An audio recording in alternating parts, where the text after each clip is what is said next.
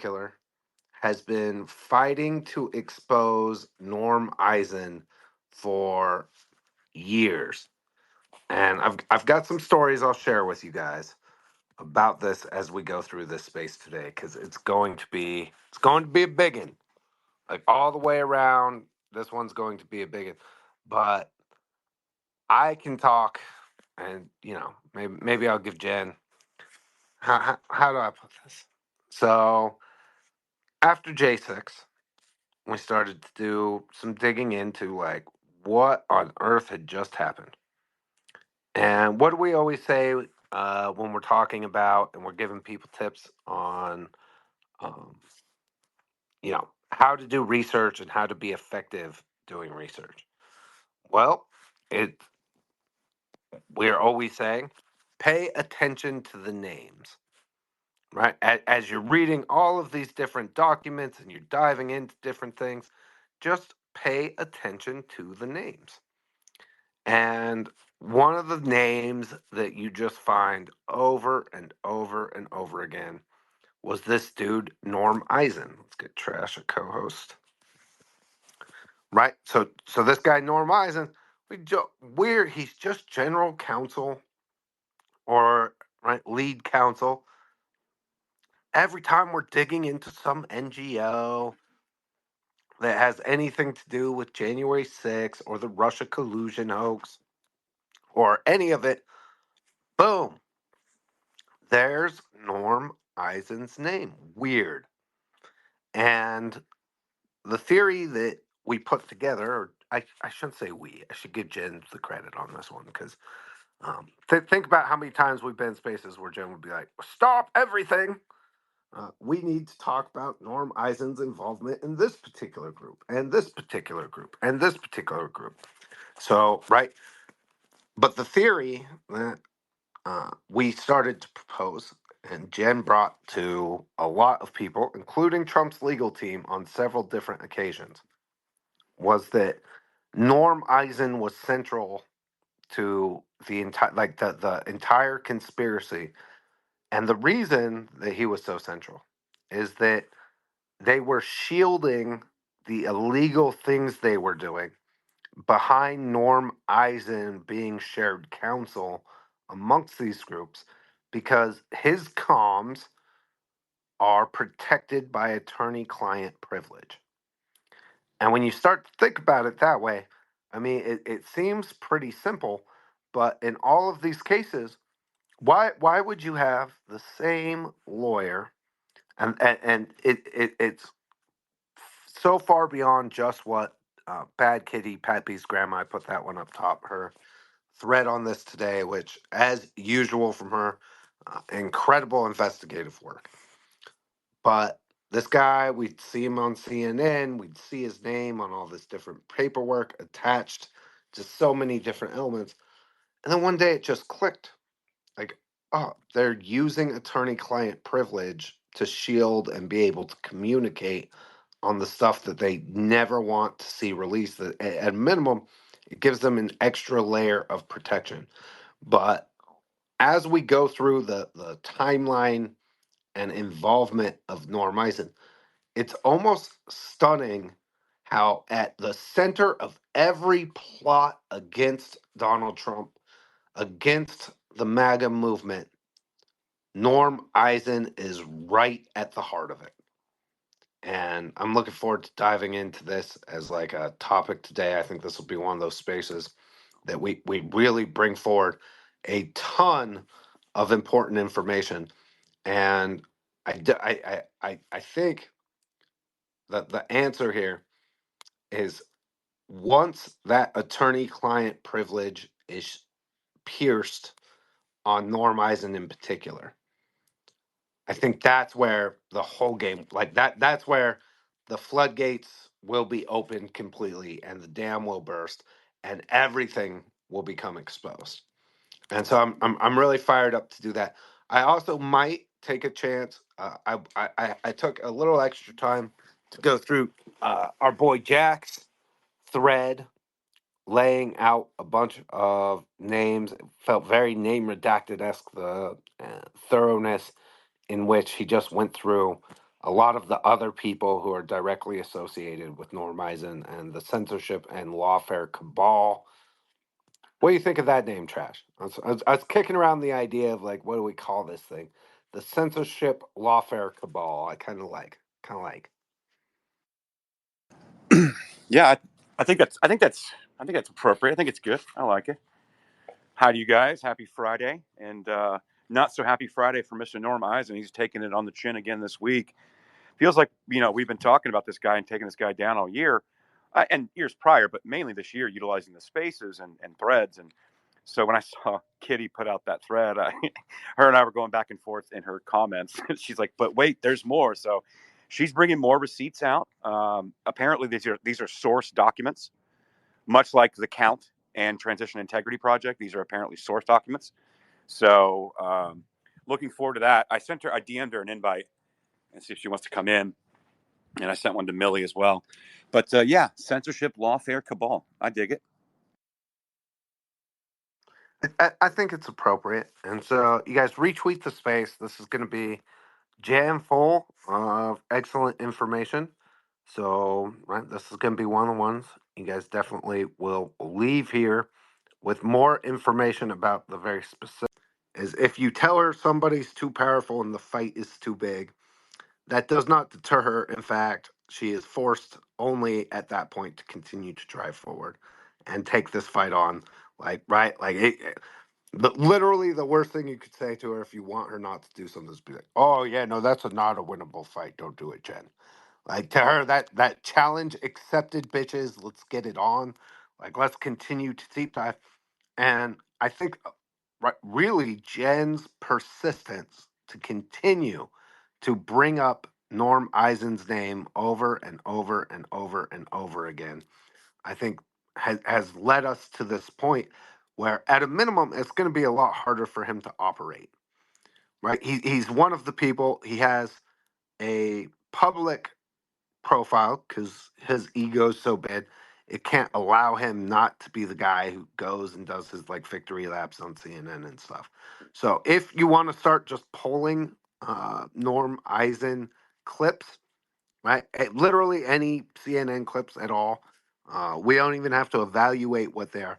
I just want to start compiling a library of everything we have on Norm Eisen, and then we'll create an opposition research folder on him with America Mission so that we have and can further deep dive into everything that we can find as far as him making appearances and then tying that to some of this other research that Jen and Bad Kitty and Millie and Trash and everybody has been putting together. So we do have some real action items. I do want to make sure we're compiling that. If you want to just go find them, you can drop them in the chat. Right, just go to the purple pill and drop whatever clips you find down there, and the team will go through and then we'll start organizing it in real time. Go ahead, Jen. Yeah, I also want to Darren Beatty has done some excellent reporting on Norm Eisen. So I think we should definitely go through what Bad Kitty exposed today. And then kind of maybe go through Darren Beatty's articles, and the way he's laid out Norm Eisen, I think is really excellent and would be good for everyone to understand. And then I can fill in, parts of it as we go. But yeah, I think that would be better. Yeah, no, no. I don't know that Darren follows me, but if you guys, we should definitely invite him. That's a great call. He's also somebody who's been uh, right trying to bring forward Norm Eisen as a centerpiece of this stuff for a long time. And if you want to find those Revolver articles, I'm happy to go through and read them. We can take turns, everybody on stage, like going through one by one. But because it is breaking, it's up on the Jumbotron. Our friend Bad Kitty unleashed Pepe's grandma. She's absolutely fierce on this stuff. I mean, her threads through the years just been absolutely incredible. And so I think maybe we'll start there and work our way back. Well, in the meantime, I think we should get an invite out to Darren. And whatever you guys want me to read, just share it up on the Jumbotron so I can access it there. In the meantime, you guys retweet the space. Let's get some people in here. and let's get to work exposing the man behind the curtain, the puppet master himself, Norm Motherfuck Eisen. Okay, I should probably stop swearing. It's a day space. I'm sorry, y'all. Sorry, I get all worked up with this bad, evil mofos. Mofos is okay, right? I work on it. Working on it. Trying to be good. Trying to be good. All right, so I'll just dive into the bad kitty thread now, unless you guys want to preface this with anything else. All right, let's dive in. All right, so breaking. Norm Eisen was involved in the lack of National Guard on January 6th. Color me shocked. The Voter Protection Program. Think about the names of these things, like how similar they are, like between all of these different NGOs and these voter protection groups. The Voter Protection Program, co-founded by Norm Eisen, told state governors in a letter that they would be breaking the law if they did. Quote, this memorandum guides state officials in preparing for and responding to the possible involvement of the National Guard in the 2020 election.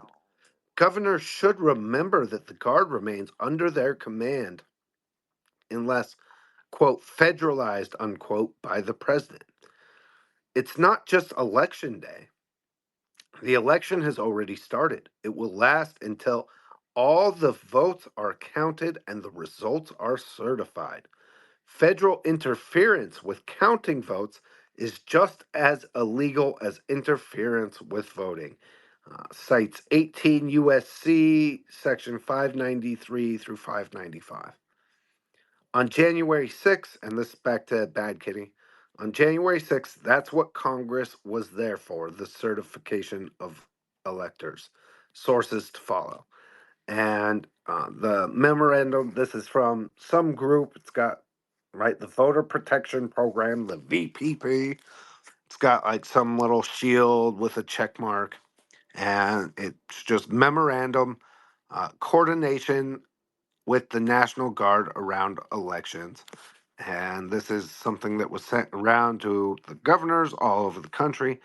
Um, and highlighted is it's not just election day. The election has already started. It will last. I already read that part. And so pretty wild all the way around. Essentially, what this is, and when you tie this trash, this first part to what you guys exposed with the count, the picture becomes very clear about right how well coordinated between the left the idea of making sure that January 6th played out exactly how it did. So I don't know if there's anything you guys want to build on that, or I should move on to the next tweet. Well, I mean, I can add. Let me go find her thread because I actually responded in that thread with it. And from that document, the count, it does become clear. And on page 35 of the document, the count. Well, you know what? I'll go get it in a minute. I'll just go to my photos. This was on the bottom of page 35, and this was their plan. This was like to the shock troops on the ground that were going to be involved. And then they said Democrats in Congress must use every constitutional, procedural, and political means necessary to delegitimize Trump's attempt to usurp the presidency, up to and including voting in unison against any Republican effort to count Trump's electoral college votes, ordering the sergeant at arms to remove Republicans from the House chamber, boycotting the electoral college count, and staging protests inside the Capitol to make it physically impossible for Congress to meet. I just think that's very notable when you consider that this document came out of the Sunrise Zoom Calls central hub. It is a source document, and that Norm Eisen his hands are all over this. Keep in mind, this document was essentially crafted off of a document that was created in August of 2020 called the Transition Integrity Project by a think tank out of LA, the Gregorian Institute, and Rosa Brooks, which we won't talk about her now, but she's an Obama clown, and this guy Nils Gilman. So that transitioned to TIP, then moved to the count. And then it looks like, based on the date on this document here, the voter protection program came out October 30th. So you can see the progression of Transition Integrity Project, all the war gaming.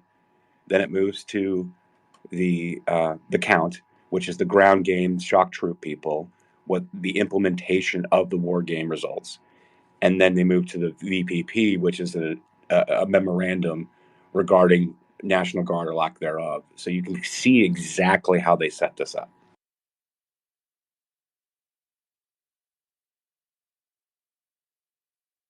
Yeah. So No. And so it feels to me like this in particular, right, is a further exposure of the fact that, right, so we had the stuff in the count about all this stuff.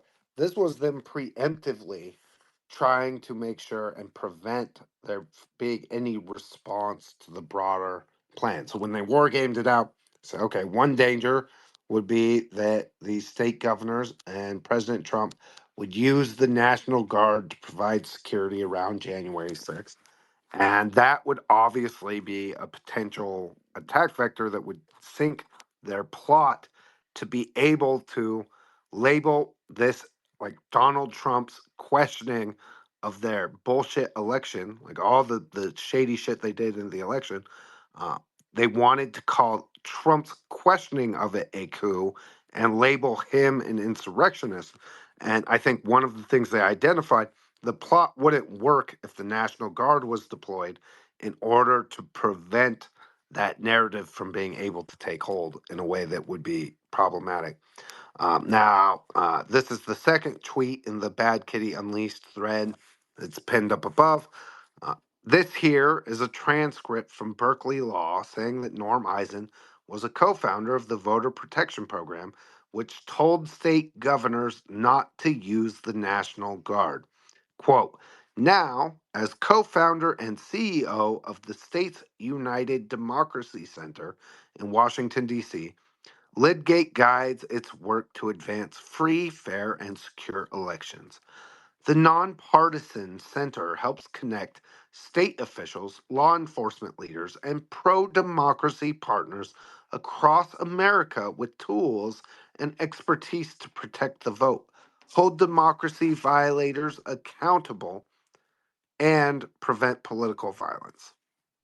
Lidgate says that amid calls by former President Trump to postpone the November 2020 election and mounting election related lies, she recalled Berkeley law-mentors who, quote, encouraged me to take risks, think creatively, and understand the power of the law to effect change, unquote. Quote, working with former U.S. ambassador to the Czech Republic and Obama White House, quote, ethics czar, unquote, Norman Eisen, and former New Jersey Governor Christine Todd Whitman, they established the Voter Protection Program, which eventually became States United. And States United is another group, another standard operating procedure that we keep coming across. They like to change the name and rebrand like the organizations. Like, right, they have no problem just setting up new nonprofit organizations, right, in order to put distance between themselves and whatever they did before.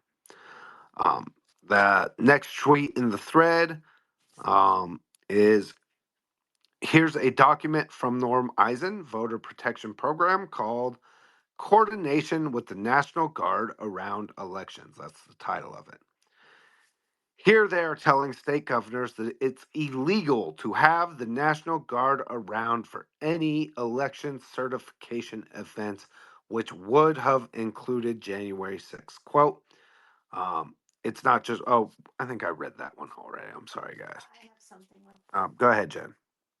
Yeah, so I want to point out about States United. So States United was created by Norm Eisen in with Christy Todd Whitman.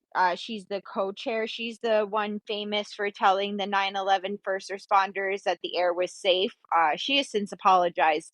But who also is involved in States United is Joanna Lingate. She's also part of the States United, and then you have the advisory board which is made up of Michael Steele, Bill Weld, Tom Ridge, Michael Chertoff, Janet Napolitano. And I mean, that's three former heads of the DHS. And then States United was made to pick up where Crew left off. So when they weren't targeting so-called election deniers running for office, they were directly involved in the lawfare related to President Trump. So I just want to point that out. Now, those are excellent points to be brought forward. And again, I think we will expand the net of people we're going to talk about in this pretty far. But, right, really, Norm Eisen. So, and then Bad Kitty ends with, if National Guard and law enforcement are expressly, it is illegal for them to be around anything to do with the elections, which is this claim that they made in this legal letter that they sent to governors all over the country in the lead up to January 6th. Well, so too, then it would have been illegal for the FBI to be there. And we all know about the FBI's sizable presence, both undercover and through informants in the crowd on January 6th. So she ends it there. So with that, that's kind of right. It's an important piece of the overall puzzle when, especially when um, you include exactly what was brought forward around the count, and the fact that the same group of people who were encouraging there not to be National Guard or law enforcement presence specifically at the Capitol on January 6th, and the fact that they had war gamed out exactly what ended up playing out on January 6th leaves a lot of questions. So, Trash Gen, do you guys want to touch anything before I dive into the Darren Beatty revolver news expose on Norm Eisen? No, not yet. I think we're kind of in line with like the timing. Interesting to note, I'm trying to pull up that archive that she's got here, and archive.is has not been working for me. I've had to start using archive.ph. So I don't know if that's, I tried 3 different browsers. I can't pull it up. So I'm going to try to reach out and see if I can get that document. But other than that, no, I don't have much to add. All right. Well, give me just a second to pull it up. I've read this one probably a dozen times, but it's worth going over. So, what's wild about this?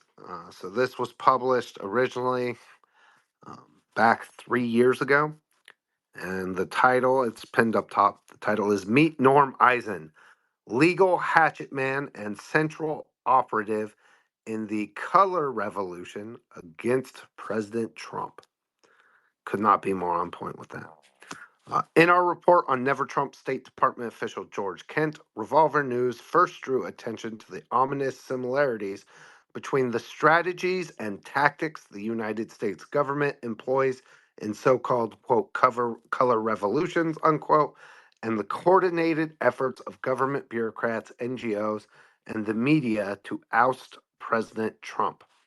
A recent follow-up to this initial report focused specifically on a shadowy George Soros-linked group called the Transition Integrity Project, which convened war games, exercises suggesting the likelihood of a contested election scenario and of ensuing chaos should President Trump refuse to leave office.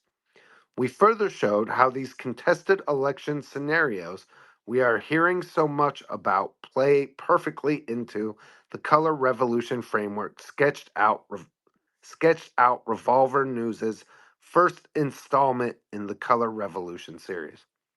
This third installment of Revolver News' series exposing the color revolution against Trump will focus on one quiet and indeed mostly overlooked participant in the Transition Integrity Project's biased election war games exercise, a man by the name of Norm Eisen.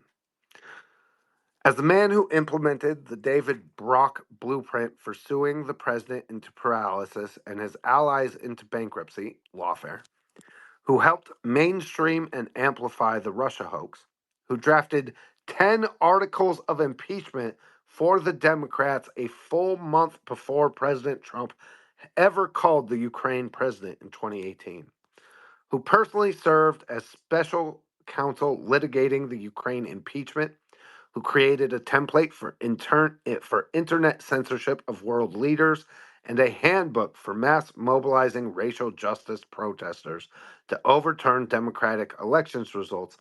There is perhaps no man alive with a more decorated resume for plots against President Trump.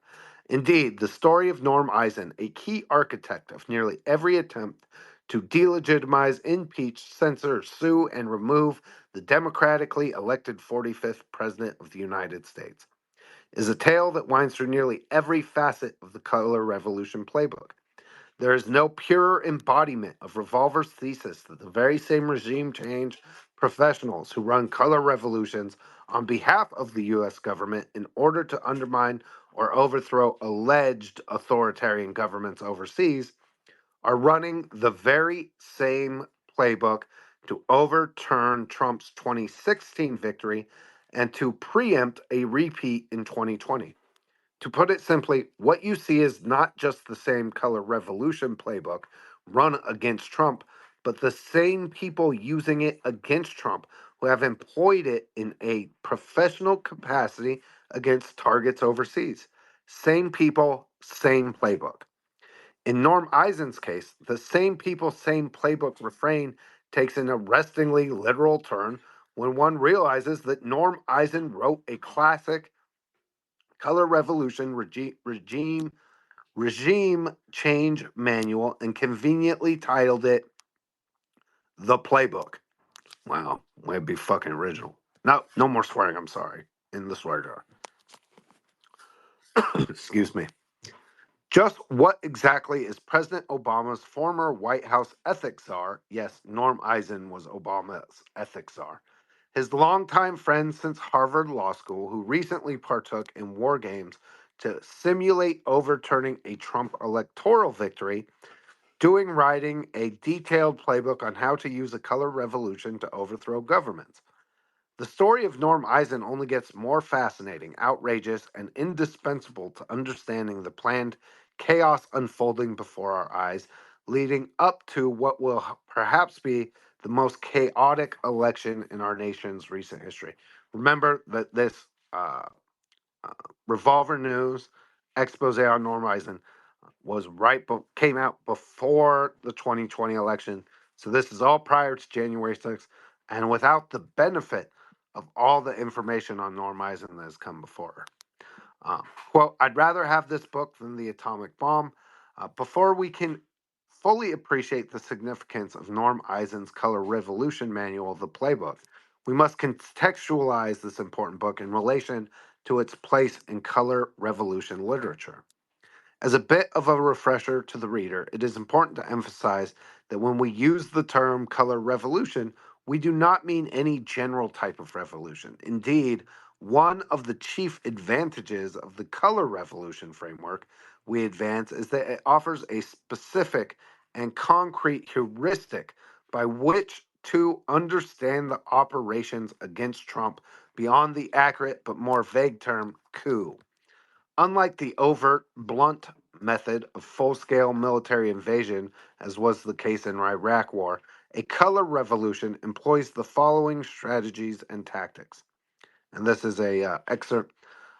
Color revolution in this context refers to a specific type of coordinated attack that the United States government has been known to deploy against foreign regimes, particularly in Eastern Europe deemed to be authoritarian and hostile to American interests.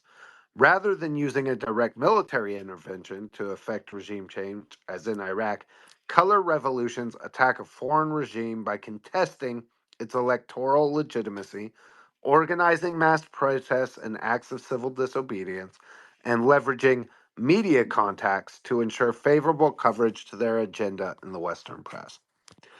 This combination of tactics used in so called color revolutions did not come from nowhere. Before Norm Eisen came Gene Sharp. originator and godfather of the color revolution model that has been a staple of U.S. government operations externally and now internally for decades. Before Norm Eisen's The Playbook, there was Gene Sharp's classic From Dictatorship to Democracy, which might be justly described as the Bible of color revolution. Such is the power of the strategies laid out by Sharp that a Lithuanian defense minister once said of Sharp's preceding book, upon which Dictatorship to Democracy builds, that I would rather have this book than the nuclear bomb. It would be impossible to do full justice to Gene Sharp within the scope of this specific article. Here are some choice excerpts about Sharp and his biography to give readers a taste of his significance and relevance to this discussion. I'm going to skip over the Gene Sharp stuff just because it's long. There's a really great documentary you can watch on the Ukrainian color revolution, and I think it's called From Dictatorship to Democracy, and it describes exactly and with historical context, like how we use this in particular to overturn and disrupt uh, the Ukrainian government. God, and all roads lead back to the same places. That's the part I really got to stress. All right, back to it. We invite the reader to reflect on the passages in bold, blah, blah, blah. That's going back. We're going to skip that part. Dun, dun, dun. All right. So, for readers who wish to read further, please consult the Politico piece from which we have inserted the above passages. There's also a fascinating documentary on Sharp, instructively titled How to Start a Revolution. That's the one I was trying to get at. Really worth a watch, that How to Start a Revolution. I don't remember where we found it, but I think it Hulu or Netflix or Amazon Prime, one of those you can find it, one of the big streamers. All right, this is all interesting and disturbing, to say the least. In its own right, it would suggest a compelling nexus point between the operations run against Trump and the color revolution playbook. But what does this have to do with our subject, Norm Eisen? It just so happens that Eisen explicitly places himself in the tradition of Gene Sharp, acknowledging his book, The Playbook, as a kind of update to Sharp's seminal Dictatorship to Democracy.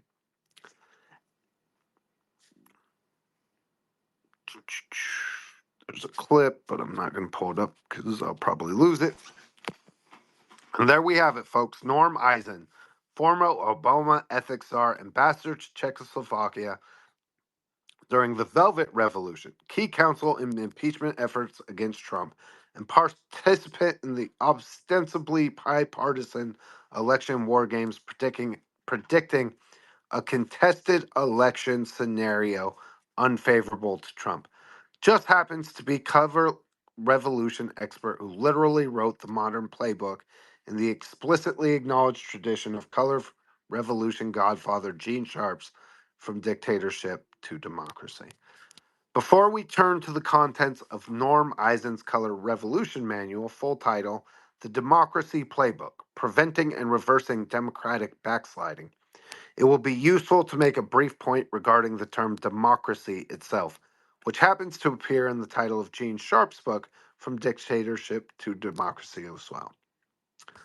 Just like the term peaceful protester, which, as we pointed out in our George Kent essay, is used as a term of craft in the color revolution context, so is the term democracy itself. The U.S. government launches color revolutions against foreign targets, irrespective of whether they actually enjoy the support of the people or were elected democratically.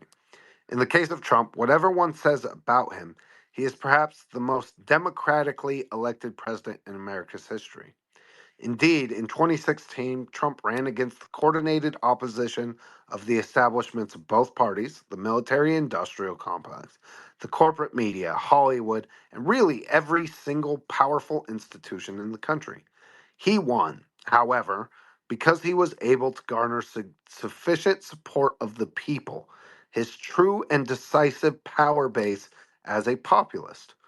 Precisely because of this ultra democratic populist character of Trump's victory, the operatives attempting to undermine him have focused specifically on attacking the democratic legitimacy of his victory. In this vein, we ought to note that the term democratic backsliding, as seen in the subtitle of Norm Eisen's book, and its opposite, democratic breakthrough, are also terms of art in the color revolution lexicon. We leave the full exploration of how the term democratic is used deceptively in the color revolution context as an exercise to the interested reader. Michael McFaul, another bastard, another color revolution expert, and key anti Trump operative, somewhat gives the game away in the following tweet, in which the term democratic breakthrough makes an appearance as a better sounding alternative to color revolution. Most likely a response to Revolver News' first color revolution article on State Department official George Kent. Former Ambassador McCall issued the following tweet as a matter of damage control. This is the tweet. Autocrats have demonized the phrase color revolutions. A revolution generally has a negative connotation for many. Instead, I use the term democratic breakthroughs. God, I hate these people. What on earth then might color revolution expert and Obama's former ambassador to Russia, Michael McFaul, who has been a key player agitating for President Trump's impeachment, mean by democratic breakthroughs? Being a rather simple man from a simple background, McFaul perhaps gives too much of this answer away in the following explanation in a now deleted tweet. Trump has lost the intelligence community. He has lost the State Department. He has lost the military. How can he continue to serve as our commander in chief? With this now deleted tweet, we get a clear picture of the power bases that must be satisfied for a democratic breakthrough to occur. And conveniently enough, not one of them is subject to direct democratic control. McFaul, like Eisen, George Kent, and so many others, perfectly embodies Revolver's thesis regarding the color revolution being the same people running the same playbook. Indeed, like most of the star never Trump impeachment witnesses, McFaul is or has been an ambassador to an Eastern European country. He has supported operations against Trump, including impeachment. And like Norm Eisen, he has actually written a book on color revolutions. Real quick, Uh, Dustin. yeah, All right, cool. I can't So, mute those now. okay, yeah, no worries. I figured you couldn't see the screen. I've had my hand up for a bit. I just wanted to point out a couple of things. Talk about backsliding. You guys remember the speech that Joe Biden gave at the Council of Foreign Relations, talking about, well, no, now Michael, there's been some backsliding, but it's the same video, guys. Son of a bitch, the prosecutor's fired. He was talking about backsliding, and backsliding specifically was trying to uphold what they did in 2014 in Ukraine. And the reason I wanted to point that out was just because of the word backsliding specifically. And Michael Carpenter up there in connection with Norm Eisen as well, Vicki Newland, George Kent. I have a lot of those documents in my Hunter Biden thread regarding George Kent and these people. But let me not go there. Let's stay on Norm Eisen. But I do want to point out one more thing. And I've been talking about Michael McFaul for some time, and no one really seems to get it. I just want to point out that Michael McFaul was the director of the Freeman Spogli Institute for International Studies. He's also a Hoover Fellow at Stanford. Now, what's interesting to note about this is it seems to be that Michael McFaul deployed Rene DiResta and Alex Stamos. They all worked together. And that's when they started the Stanford Internet Observatory. So being a director and at the Hoover and a Hoover Fellow at Stanford, he was actually the one that worked with CIA Rene DiResta, Alex Stamos to build the Election Integrity Partnership, which then became the Virality Project. Michael McFaul had his hands all over this. So as you're reading this, I want you to think about that in context when they're talking about Michael McFaul, because that's who he is. Such a good point, McFaul, and the connection to the Stanford Internet Observatory, like that. And again, remember, all of these pieces tie back to this small group of people who have all written books about color revolutions and the exact same tactics. And I think we're about to dive into those in the Revolver News article. But the exact same tactics, right, as he's really summarizes so perfectly. Same people, same playbook, right? The same people, the same playbook. And we can look to the ways in which it was used to install a government of our choice in other countries, and we can look and watch the exact same tactics being deployed against President Trump in this country. All right. The next subheader here is Norm Eisen, the Democracy Playbook, a brief overview. Excuse me.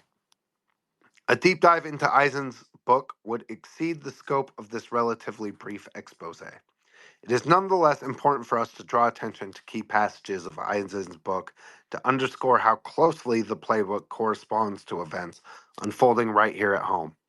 Indeed, it would not be an exaggeration to say that the regime change professionals such as Eisen simply decided to run the same playbook against Trump that they have done countless times when foreign leaders are elected overseas that they don't like and want to remove via extra democratic means, quote unquote peaceful protests, quote unquote democratic breakthroughs, and such. First, consider the following passage from Eisen's playbook. This is under the subtitle The Anatomy of Illiberal States. I'm not going to read the whole thing, but the highlighted part is once in power, illiberal governments capitalize on popular support to deploy a discernible toolkit and loosely predictable sequence to chip away at democracy and build an illiberal state. Uh, the window of opportunity, the emergence of self-styled illiberal states across Europe presents a challenge to Western collective action in an era of authoritarian resurgence.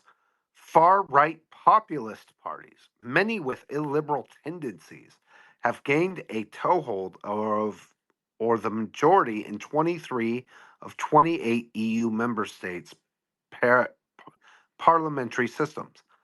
But these systems still have democratic institutions and robust civil societies, albeit under pressure, that provide avenues for responding. The level of free and fair competition for political power varies across nations, as does the space for free speech and assembly. Highlight that free speech and assembly. The rule of law, transparency, and government accountability. Uh, the ability of political opposition and civil society to operate gives pro democracy actors an urgent window of opportunity to push back on illiberal activity before it becomes further entrenched and, in turn, more difficult to undo. And the reason he's highlighting that is because Eisen in his book on color revolutions is emphasizing exactly what we hear over and over and over again in all these other documents about the unique threat that Donald Trump poses to democracy and the way that you have to try to cut that off before it gains and becomes entrenched. So um, this is back to Beatty. If you study this passage closely, you will find direct confirmation of our earlier point that democracy in the color revolution context is a term of art. It refers to anything they like that keeps the national security bureaucrats in power. Anything they don't like, even if elected democratically, is considered anti democratic, or, put another way, democratic backsliding. Eisen even acknowledges that the scourge of populism he's so worried about actually was ushered in with popular support under relatively democratic and electoral processes. The problem is precisely that the people have had enough of the corrupt ruling class ignoring their needs. Accordingly, the people voted first for Brexit and then for Donald Trump. Terrifying expressions of populism, which the broader Western power structure did everything in its capacity to prevent. Once they failed, they viewed these kind of twin populist victories as a kind of political 9/11 to be prevented by any means necessary. Make no mistake, the color revolution has nothing to do with democracy in any meaningful sense, and everything to do with the ruling class ensuring that the people will never have the power to meddle in their own elections again. The passage above can be insightfully compared to the passage in Gene Sharp's book noting ripe applications to the domestic situations. It's instructive to compare the passage in Eisen's Color Revolution book to the passage in Michael McFall's Color Revolution book. And uh, he has that highlighted, and it's basically a rehash of the same thing. So again, you have Michael McFall and Norm Eisen. Both have written books on color revolutions. Both are central to the Russian Kalusia hoax and the January 6th slash Donald Trump is an insurrectionist narrative that's led to the Maine and Colorado ballot stuff. Both writing books on exactly the tactics that they want to deploy. All right. Let's get through this thing. All right. First off, it is absolutely imperative to look at every single one of the conditions for a color revolution that McFall identifies.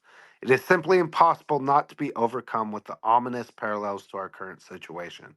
Specifically, however, note condition one, which refers to having a target leader who is not fully authoritarian but semi autocratic. This coincides perfectly well with Eisen's concession that the populist leader he's so concerned about might be a liberal but enjoy popular support and have come to power via relatively democratic electoral processes. Consulting the above passage from McFall's book, we note that McFall has been perhaps the most explicit about the conditions which facilitate a color revolution. We invite the reader to supply the contemporary analog to enjoy each point as a kind of exercise. Number one, a semi autocratic regime rather than a fully autocratic. Number two, an unpopular incumbent. Note blanket negative coverage of Trump, fake polls, etc. Number three, a united and organized opposition. Media, intel community, Hollywood, community groups, etc. Number four, an ability to quickly drive home the point that voting results were falsified. See our piece on Transition Integrity Project. Number five, enough independent media to inform citizens of falsified vote. Look at what we talked about with the count. And number six, a political opposition capable of mobilizing tens of thousands or more demonstrators to protest electoral fraud. On point number four, which is especially relevant to our present situation, Eisen has interesting things to say about the role of a contested election scenario in the Orange Revolution, arguably the most important color revolution of them all. This is from Norm Eisen's book. This is seriously mind blowing that this exists and that people haven't been talking about, or they have, but it hasn't been able to penetrate with any big media coverage. Number, I'm sorry. Ukraine's nonviolent Orange Revolution of 2004 helped to bring the democratically elected Viktor Yushchenko to power after widespread election fraud had resulted in the victory of Prime Minister Viktor Yanukovych. External actors, including USAID, the Westminster Foundation, National Endowment for Democracy, and the Alfred Moser Foundation, had been supporting Ukrainian civil society for several years prior to the election. Ongoing efforts included running seminars on civil society activism and democratic principles. One of the leading organizers of the Orange Revolution, Pora, meaning its time, received grants from the German Marshall Fund, Freedom House, the Canadian International Development Agency, and others, helping them to spread awareness about their movement and develop their organizational capacity. Pora also received assistance from other groups that had triumphed over repressive regimes. Otpor leader Alexander Maric ran seminars for the Ukrainian activists in Serbia, while Slavic organizations who had defeated Vladimir Mikar helped Pora to strategize. Whew, that one's dark. Sounds like a bunch of, I don't know, intelligence community stand up organizations were pouring money into the Orange Revolution. Right? So like you have outside foreign funding to like help your Democrat revolution based on this stuff. All right, finally, let's look at our last passage from Norm Eisen's Color Revolution, Democracy Playbook, and cross reference it with McCall's conditions for a color revolution, as well as the situation playing right now before our very eyes. He's got highlighted here increase election monitoring capacity and be prepared to use electoral abuse evidence as basis for reform advocacy. The other part he's got highlighted is opposition leaders may also choose to pursue more extreme institutional measures available to them, i.g., impeachments, um, votes of no confidence and recall, and or deploy extra institutional tools like protest strikes or boycotts.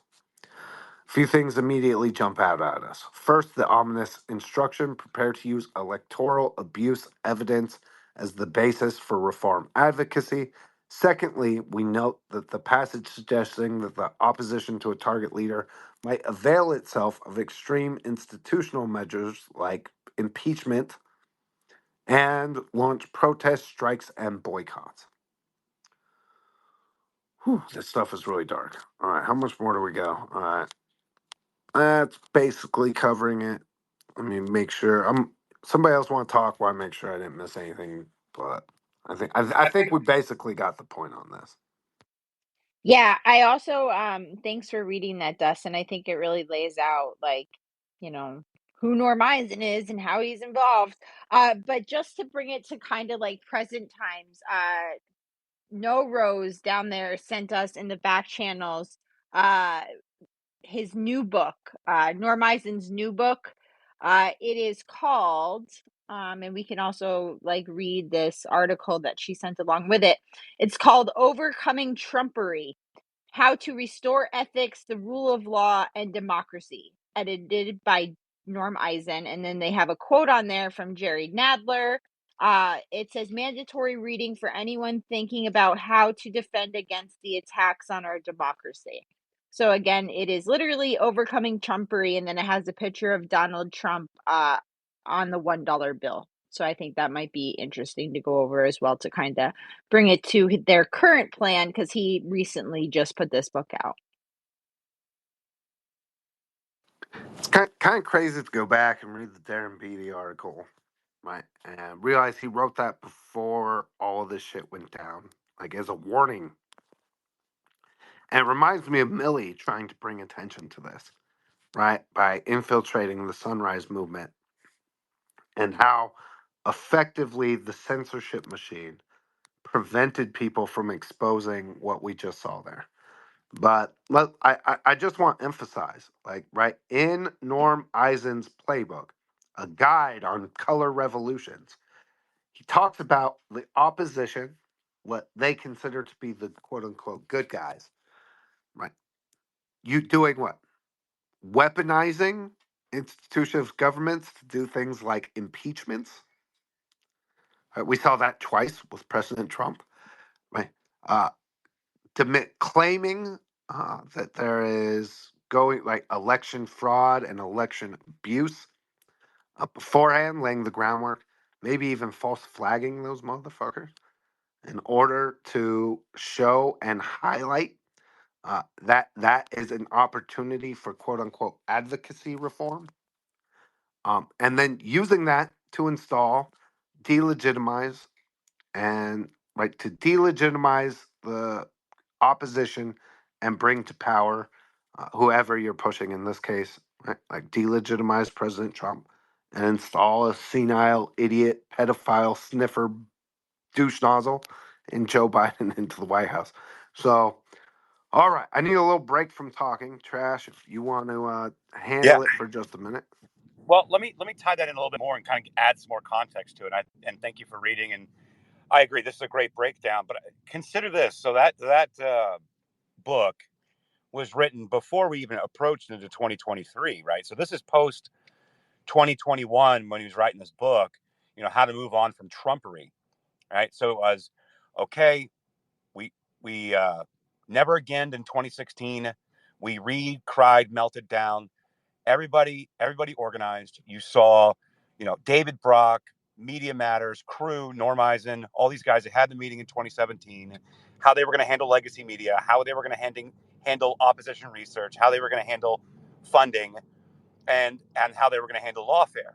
At the same time, you saw this S.J. Terp character enter the fray, and she had a meeting in the Obama White House in 2017 where they were setting up through grants through DoD and Graphica this disarm framework, which I kind of share screenshots every now and then to remind people, if you're emotionally reacting to something, you feel like you're being attacked, or there's people that seem to be subversive, just take a look at this playbook and how the CTI leak files, all of that stuff was created in 2017. And that's when these guys went to work as well, right? So this was now 2020, the steal leading up to Transition Integrity Project, which we mentioned, Norm Eisen, which they war gamed all the scenarios, right? Then you had the count, which was the sunrise Zoom crawls, weaponizing the shock troops on the ground to create chaos, to prevent Congress from meeting, which I believe tells a lot of tales about January 6th. And you look through that document and how they were going to do it. Then it was make sure we count every vote. Even this Maine Secretary of State was on video talking about counting every vote. She's tweeting about counting every vote. All of this stuff was in lockstep through all these, I guess we could call them operatives, but elected quote unquote officials, selected, whatever you want to call it. And this all coalesced. And this was essentially the same playbook that they ran, Gene Sharp and Norm Eisen, on a color revolution in 2020. And it started the day Hillary lost. And now you keep going. We keep talking about these things, exposing more and more things.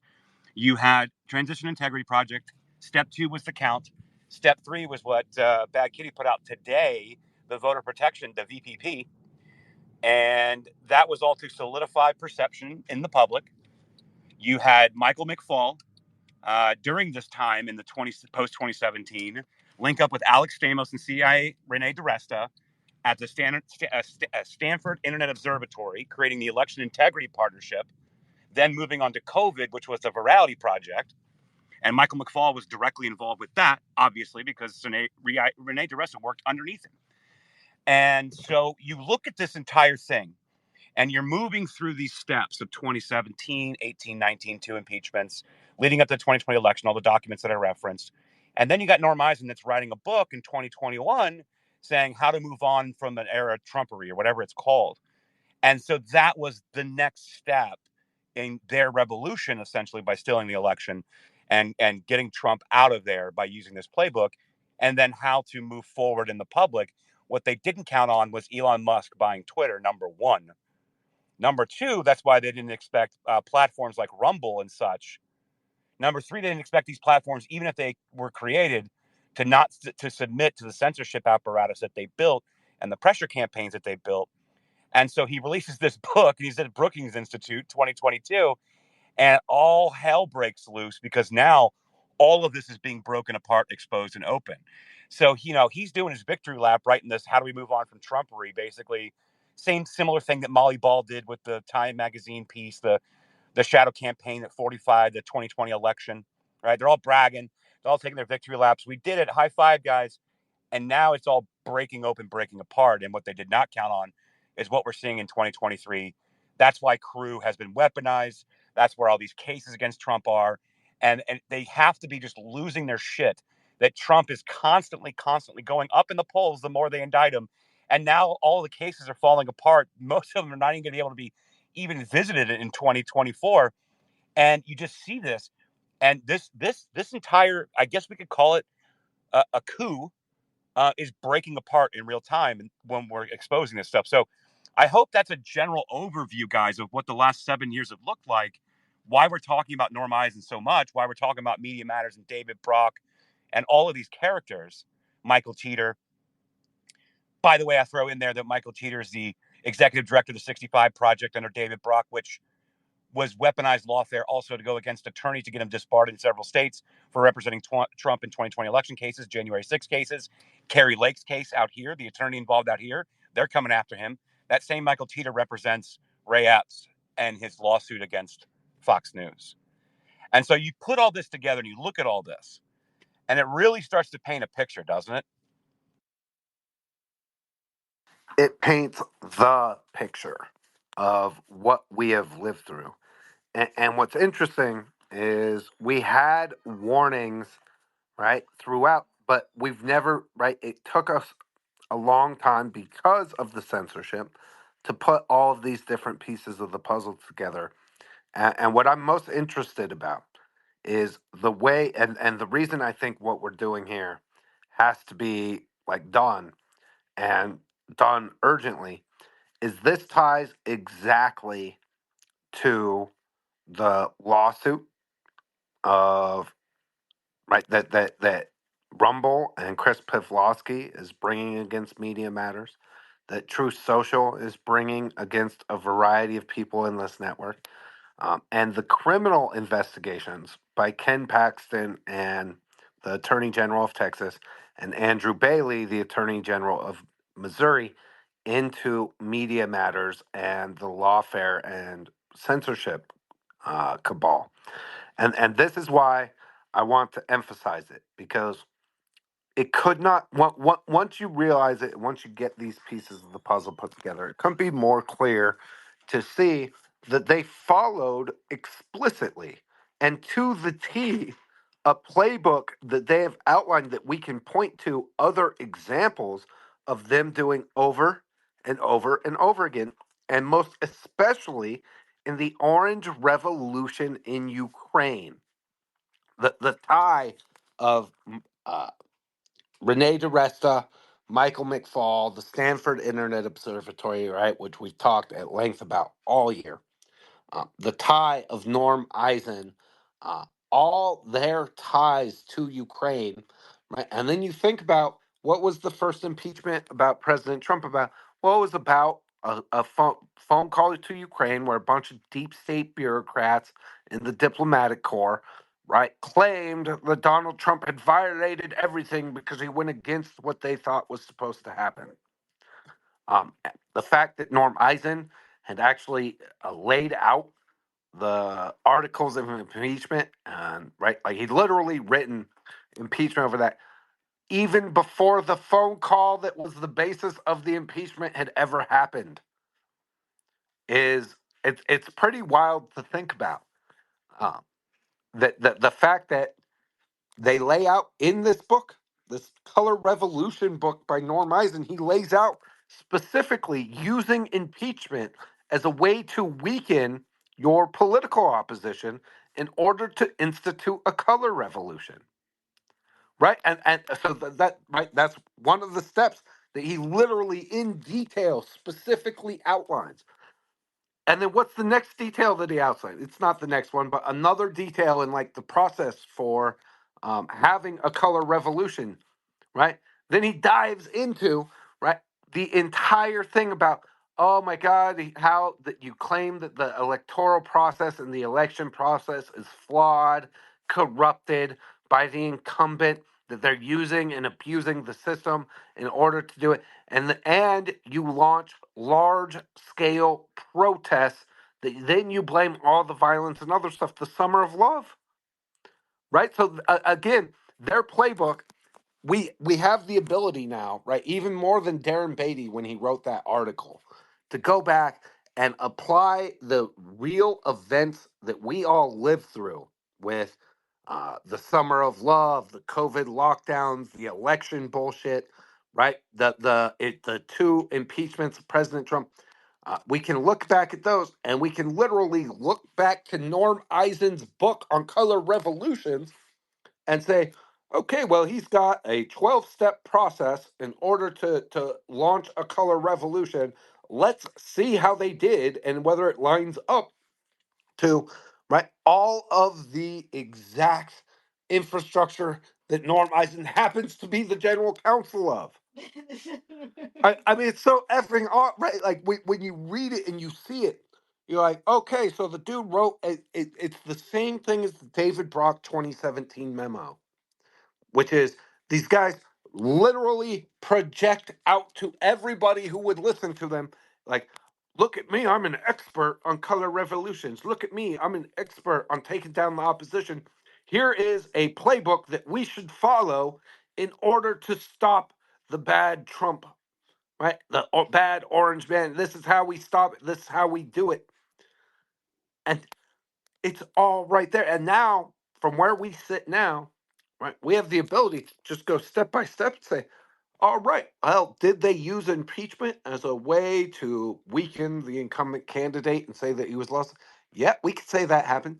Did they launch major protests all over the country and then blame it on the incumbent in order to drive public sentiment? Yeah, we lived through the summer of love. We remember that. Did they stoke racial divide and use identity politics, right, in order to claim that the incumbent was somehow racist or against very specific minority groups?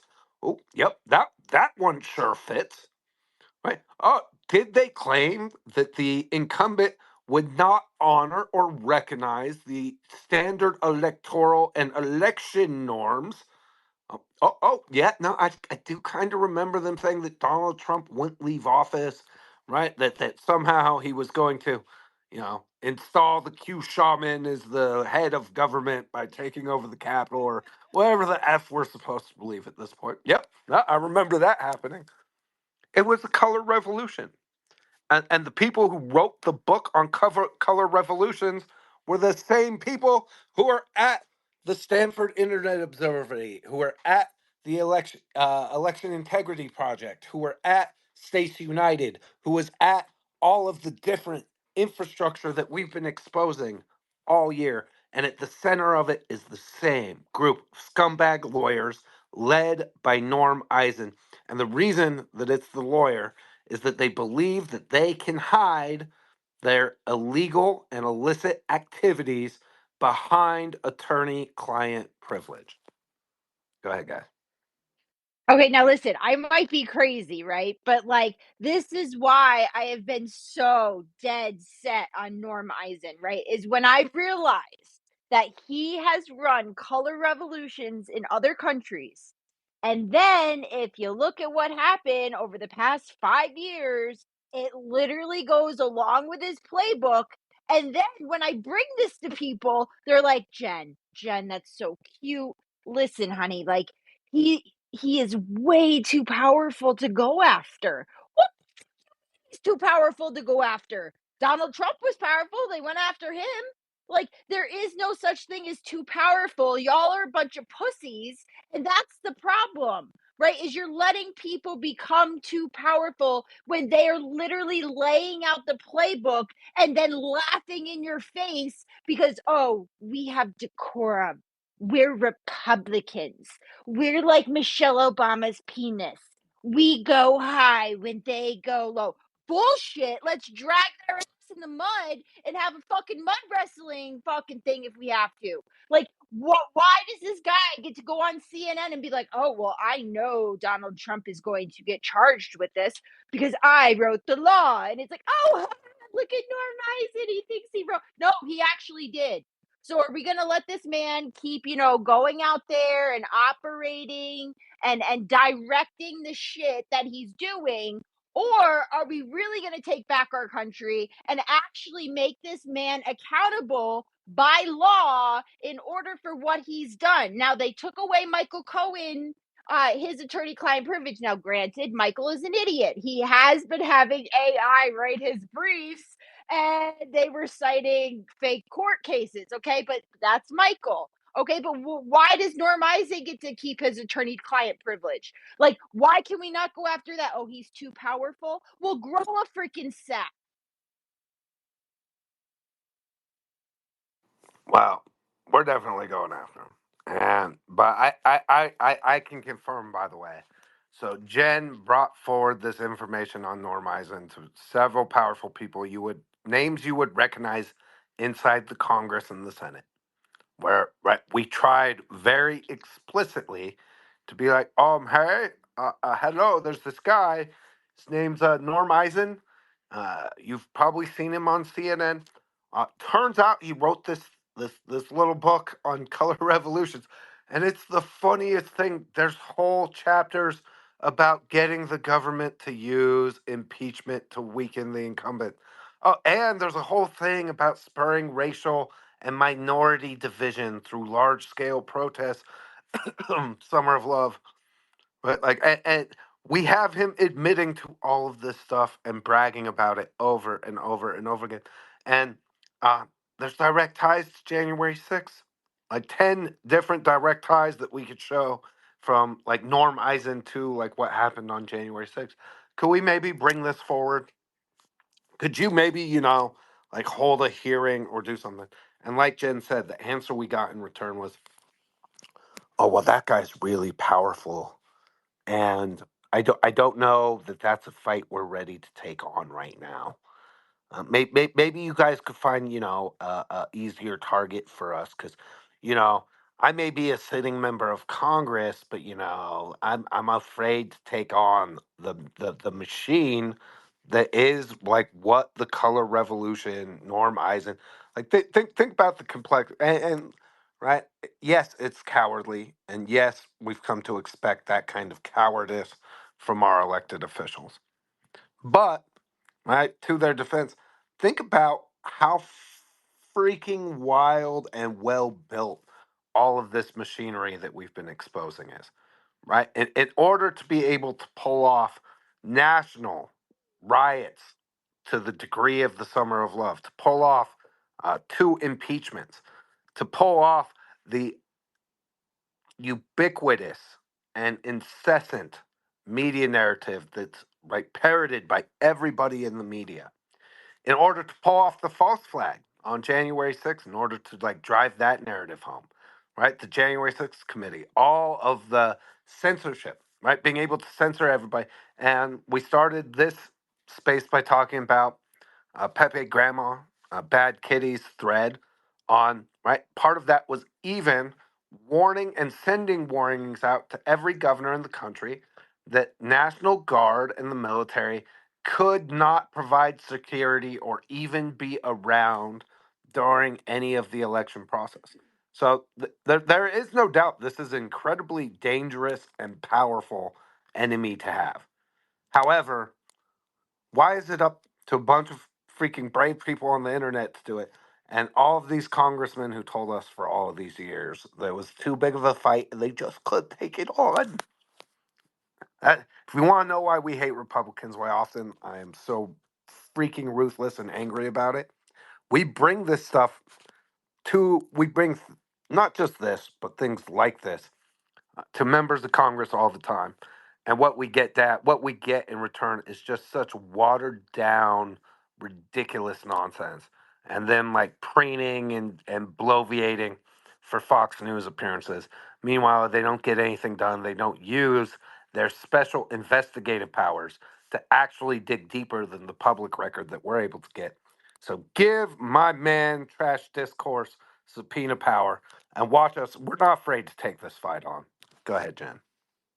Yeah, I just want to point out that one of the biggest moments of clarity, I guess, I've had in this whole thing and how I realized like this was all freaking bullshit is when following We Build the Wall, someone in Norm Eisen's orbit contacted us and was like, listen, guys, like, if you throw Steve Bannon under the bus, you go out and you say that he's a terrible man, that he's pretty much Satan, and that everyone should be against him, all of your problems will go away. All the court cases, everything will go away if you just go out and throw them under the bus. And I realized I was like, well, wait a second. Like, they don't care about the truth. This is all just about taking down people, whether it's the truth or not. And that made me realize, like, okay, so none of the laws and none of this stuff is going to help because they are just dead set on just stopping Trump at any cost. And that's what we have to keep in mind for 2024. Well, yeah, no, and listen, I think it's important for us to emphasize that think about the when you read the playbook, right, and you study what these color revolutions are, right? What you realize is they are multi-year, right, really complex conspiracies in order to overthrow the government, right? And that we developed these playbooks so that our intelligence community could project American power through regime change all over the world. Now, right? You take a step back and you start to think about what happens when that's applied here at home. But the complexity of, well, you had the Russia collusion, right, where they took a completely fabricated, made up piece of bullshit in the Steele dossier, and they used that for years to claim that Donald Trump is a Russian, Russian compromat, and he's secretly Putin's puppet, and blah blah blah, right? And think about how universally and how effectively the media was able to parrot that nonsense, and how they built all of this other stuff, the Mueller investigation, right? All of these other things that they built as a result of those original plot to just feed the public perception doubts around, oh, the PP tapes, and all the Russian compromise.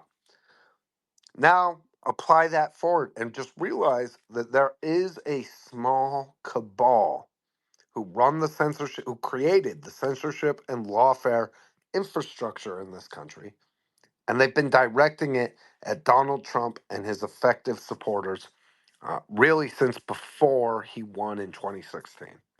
And it's culminated.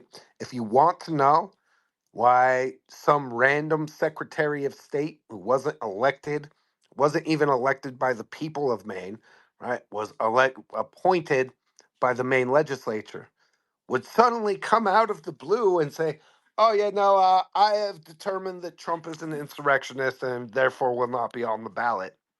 If you want to know how we got to that point, when the fact that no insurrection ever happened, this is the playbook that you need to look at, and that's why we're exposing it. All right, Jen, and then Trash, or whatever you guys want to do. Yeah, so I just want to point something out real quick, and Trash, maybe you can expand on what I'm about to say because I haven't truly like tied this all together in my mind yet. And Patrick, I know you sent me a DM and I'm probably going to butcher this, but what we are seeing with the unlimited money and to the Ukraine and the military weaponry, and then you look at Norm Eisen's history with Ukraine, then you look at January 6th and the ties to the Orange Revolution. um it really appears in my mind that like we're either like paying Ukraine back for something, or they have something over us that they want us to keep our mouth shut. So pretty much like I don't even know what it is, and I haven't quite made this out. But then you look at the relationships to the open societies and the Soros Foundation. It really looks like it was all one big plot, and that's why we see the unlimited money and resources going to a hopeless war that I'm not even sure exists. So, Trash, go ahead. Yeah, no, I agree, and also I just wanted to point out, and I'm looking for some sauce on this. I'm not finding it, so if you guys can help me. I'm hearing, or I saw that Shenna Bellows, the Secretary of State of Maine, previously worked for CISA. So I'd like for somebody to give me some sauce on that. I was looking for that because that wouldn't shock me a bit.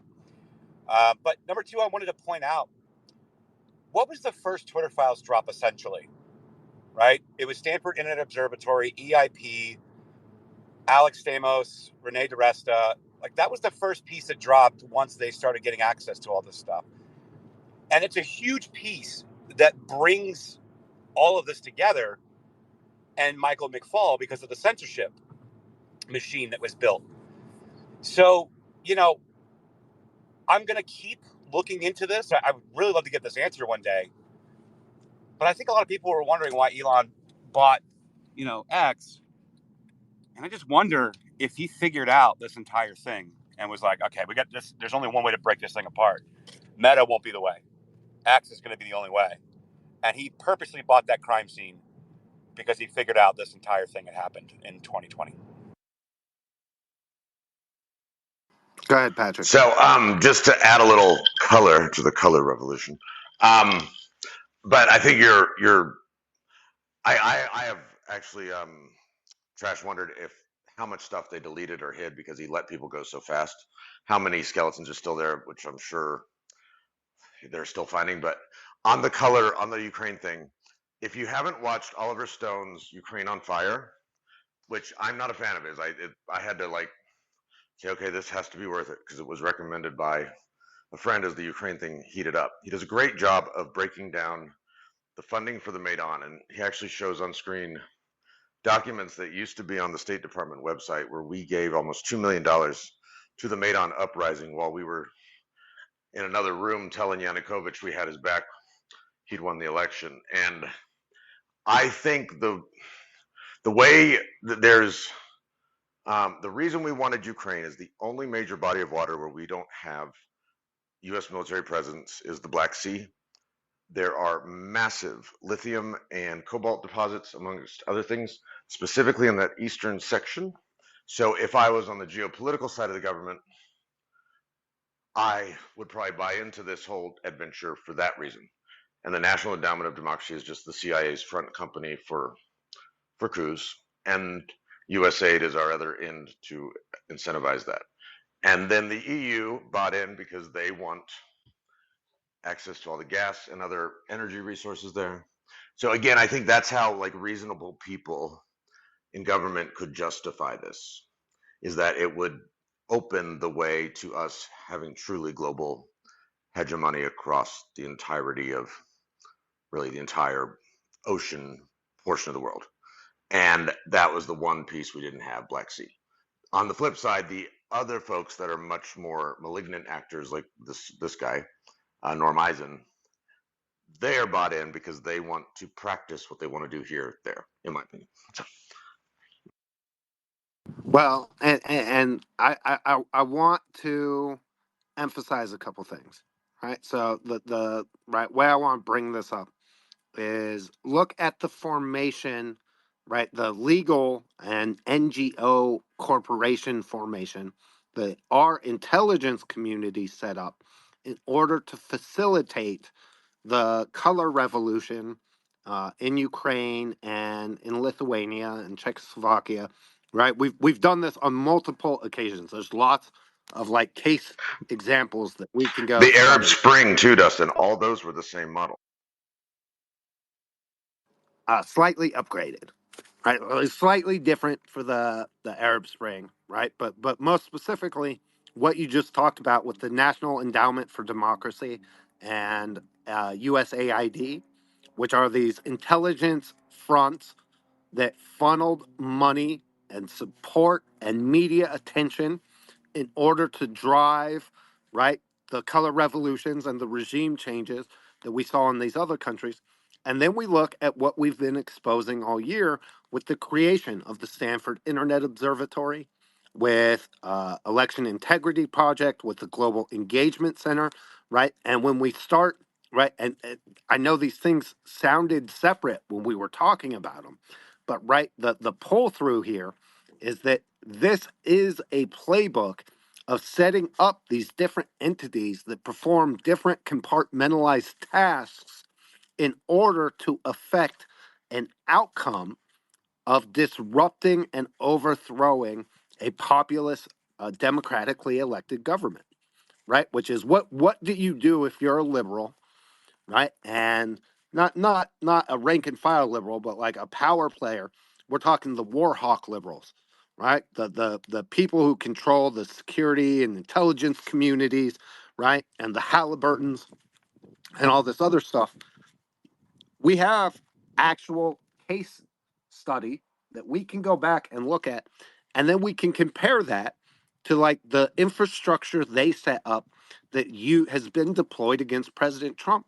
And the similarities are fucking wild, right? They're too much to be ignored because the playbooks are followed so precisely. And I think that's the piece that we're really trying to get at, which is the way in which they stick to the playbook, like trust the plan, if you will. And we haven't even gotten into like how some of the Q stuff was also implemented in these other color revolutions, right? That part of the other color revolution strategy is this disinformation campaign where you get people to believe there's a secret group acting inside the government and they're secretly in control of everything, and all you have to do is sit back and trust the plan, right? It's wild how they took everything that was effective in those other case studies that we could look back on Ukraine, and there's also a money like a laundering element to all of this, right? Which is uh, all of the Ukraine stuff, right? The circle of money between these intelligence community carve outs and stand ups like USAID and the National Endowment of Democracy, um, right? There are massive amounts of government funding that gets circled around through these things in a way that is troubling. In a Very. way, yeah, in a way that the Pentagon will fail 6 audits in a row type money. And when you look at this entire thing, right? I think we've laid this out. We've laid it out all year, Dustin, Jen, Millie. We've laid this out all year in pieces, to your point. And it wasn't on purpose. It was to be thorough with every piece of this.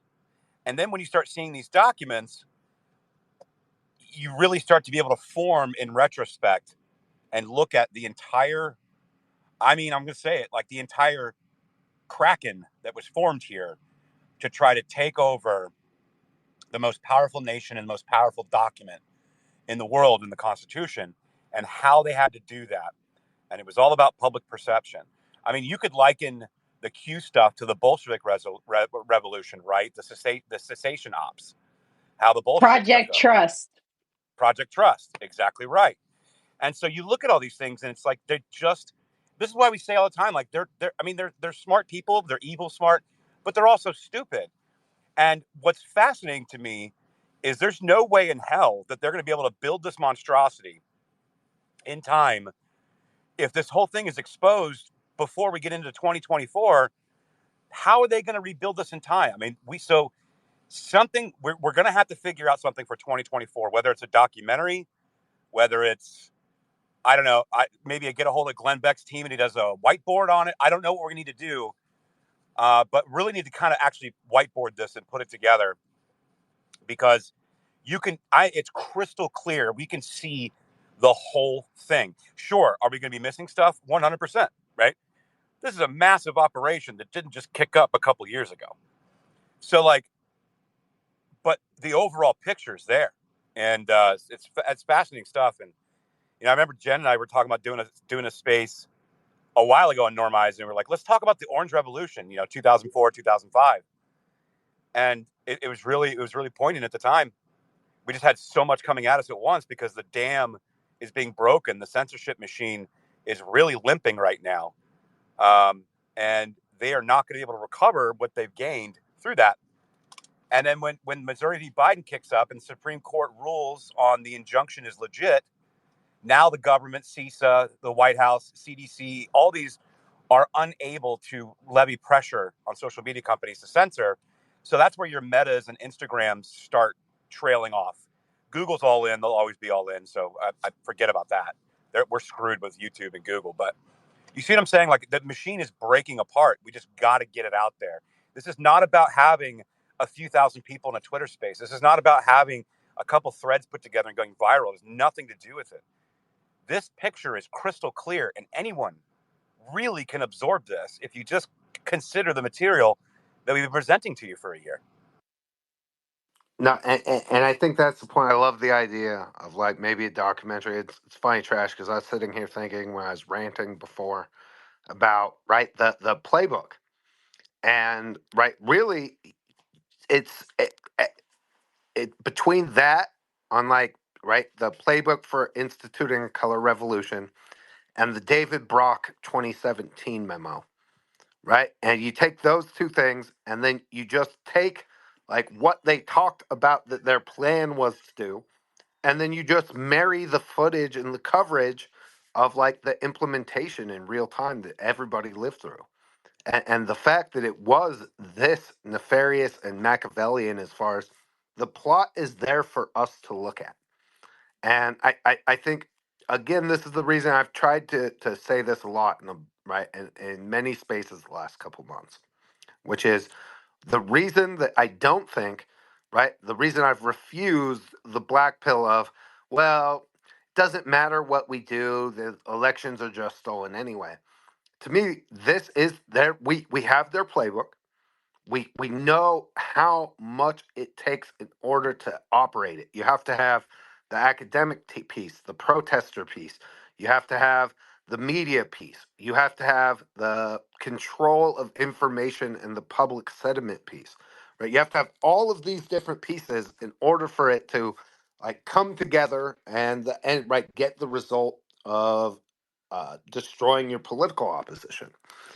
The fact that we have piece by piece started to deconstruct and expose and tear apart, often by dragging people like the weaponization committee kicking and screaming into actually talking about this shit, right? Like has been no small feat by itself just to force them to talk about this or to have the hearings, right? And it's not just us, by the way, on that, right? Shout out to Matt Taibbi and Michael Schellenberger, and to Tara Rodas and the DHS whistleblowers, right? But we've had to lead them in order to get here. But as Trash pointed out, are they going to have the ability to recreate this infrastructure as we go after them through right not lawfare but legitimate lawsuits about the way our rights were violated, the fact that we've been able to expose right the government's involvement, funding of these different operations. And the other part that we haven't talked about here is there is one player beside right Norm Eisen, central figure. I think if you pull on that thread, the whole house of cards comes down. Just like David Brock in Media Matters, right? That's another one that's just right at the center. But really, also right in the middle of all of this is somebody who's notorious for destabilizing governments and then profiting off of the ensuing economic destruction and chaos that results. And that's George Soros, right? And so the Open Society Foundation and the Soros money is also another pull through that we can find in every piece of this stuff. And not just here, right? And that's what I loved about the Darren Beatty article, why I wanted to go through it. Same people, same playbook, same fucking money. It's right. It's literally the same cast of characters who put together a playbook on disrupting and overthrowing governments, right? Destabilizing governments, who are right at the center of the construction of all of the infrastructure that we've been exposing all year. And so I think we take all of this cumulative work that we've done, and I think the way that it's happened, right, was organic and probably divinely inspired. I don't think this happens without God in any way, right? But I think the fact that we've been able to take this journey together over the course of the year has put us in the perfect situation to, and I think really maybe the answer is to take the Norm Eisen playbook, right? His book, The Playbook on Color Revolutions, to take that and to take the, um, we take that and the David Brock memo, and we literally just go through and we show what they talked about doing, and then we show like how they set it up with the news coverage, the summer of love, the January 6th stuff, the impeachments, the whole deal. And maybe that gets us to the point where we can get enough people to see this, that real justice is done, and we can pierce the attorney client privilege of normalizing, because I think that's the moment. You'll get attorney-client privilege, right? And there's lots of mob case law on this, right? But attorneys don't have. It's not like a unbreakable thing where they're allowed to just do whatever the hell they want and continue on that way. All right, go ahead, Jen, get in here. Yeah, so I want to point out how they have. Okay, so yes, all of the money, a lot of it, and the inspiration is coming from George Soros and the Open Societies Foundation, right?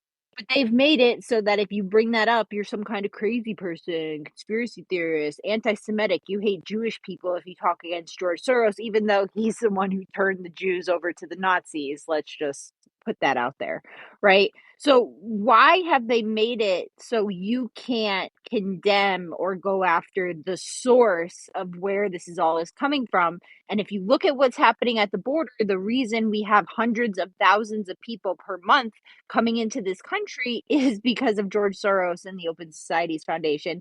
And then if you look at the Transition and Integrity Project with Rosa Brooks, who sits on the board of the Open Societies Foundation, who was running the scenarios of how this was all going to turn out. So why can we not call like a spade a spade? Go ahead, Josh. Well, we're going to, and I don't really care what people call me because everybody knows my stance on a lot of things, and anti-Semitic is not one of them. I'm not anti-people at all. I'm anti-bad actors, but I'm not anti-people. I don't really care. I'm a meritocratic guy, man. Meritocracy all the way. I don't really give a shit what color you are, what religion you are. I don't care. So they can say whatever they want. But it's not just open society, right? So like what Jack's thread regarding open society, where the woman's openly bragging in the interview that they are funded. This is crude we're talking about, right? Norm Eisen crew, where she says, yes, they depend on grants from open society. But she says, well, George doesn't actually make any decisions for us. He never tells us what we should or shouldn't be doing. So yes, because you created organizations that align with his goals. So he didn't have to tell you because you're doing it already. And he's going to continue sending you money when you're producing results like you're doing. And so that's how it works. But it wasn't just open society. It's also what was Share Blue that became Act Blue. It wasn't just American Bridge. It wasn't just Media Matters. It's all of these organizations. So it's not just open society. It's a lot of these organizations. And so I think people really need to understand that. And I think it's okay to talk about it. So because that ultimately is it. And it's obvious to me, it's crystal clear to me, all the work we've done on censorship and these various different organizations and NGOs and CIA carve outs, that it is also our own government through grants that is funding this against the American people itself, our taxpayer dollars. So I just wanted to note that as well. No, great stuff. And it's taking a minute to go through some of the comments, right, and digest. I think this is going to be something that allows us to really emphasize and bring about a lot of this about. But like I said at the beginning, I think it's really important for us to get organized and lay out this case in as clear a way as we can. First, just in a broader, like building out the opposition research file, but then doing a documentary or other ways to bring this information forward. Because, again, and what's funny, Trash, I swear that I did not know that the Secretary of State of Maine was attached to CISA when I made the comment earlier, right? I just threw out, like, hey, do you want to know why? Of course, she has ties directly to all of this infrastructure that we're exposing, the color revolution infrastructure that was set up to stop President Trump. And that's it's just wild. It's wild how much this stuff all ties together. But let's get Rose in here. Good to see you. Hey, folks. Um, just listening to all the, putting all the pieces together, and it's so funny that I was thinking about all of that this morning, and I was thinking of like just putting a PowerPoint together on, just from a basic presentation standpoint, to share with people that we want to share with it in official spaces. Um, but things are coming in fast and furious, and obviously with the new diagram gentleman who's putting that kind of white, electronic whiteboard together, it should be pretty fascinating. um and don't forget about the COVID narrative, which they also refuse to let go, and they are sticking to the plan. And they will not deviate. They still are doing their thing. Um, But in case of Norm Eisen, looking at he wrote the legal argument for the Georgia case. He wrote the legal argument for the New York case. He wrote the legal argument for the DC case. And then basically he and the team of attorneys, a part of this law group, in essence, wrote this whole 14th Amendment nonsense. The J6, there's no doubt. I just keep thinking about our inability to move massive amounts of people that like they can. And I'm coming to the summation that, the whole BLM, all of that, this June was a nightmare with the trans thing, that's all a major distraction and a divisive tactic. And, and then, the Sunrise Movement, really bringing that into the circle is that they have hand selected individuals from colleges around the country to be leadership in that organization based on subject matter and meaning topics. And they brought this young girl, and I gave it to the group as part of it, and one of the directors of Action of Sunrise, who is heavily involved in the Palestinian movement. And she has the means to activate all of these groups in coordination with other groups when you're seeing all of this activity in all the major cities and on campuses regarding this narrative of, they are fighting back against the oppressors. But I really try to stay away from that topic because it is such an emotional topic for people. And I think it's very similar to the race card, and then you get into the religion card, and it's just one of those hot button issues that they love to leverage. But I agreed with you last night, Trash, and sorry that your space kind of got derailed, but we really do have to pay attention to really what's going on within our government and the Restrict Act stuff. Also, the judicial watch. We need to watch what they're doing with Alito. And this whole push, it's not to seat I think they're trying to discredit members of the judiciary so that they can make the social, arguments socially to push that. Another topic. I found a repository of archived articles written by Eisen, and also I found old conferences that he went to that are dealing with judiciary issues, and I sent that link to the archive to the group.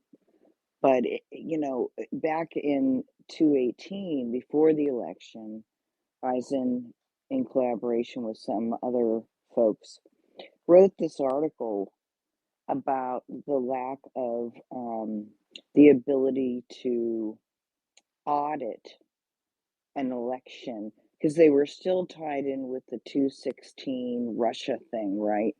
And how the Russians infiltrated our election system and everything else.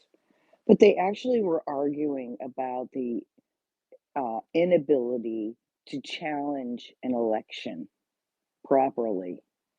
And that is to be able to access the records within the machines and the dangerousness of the machines and the connectivity.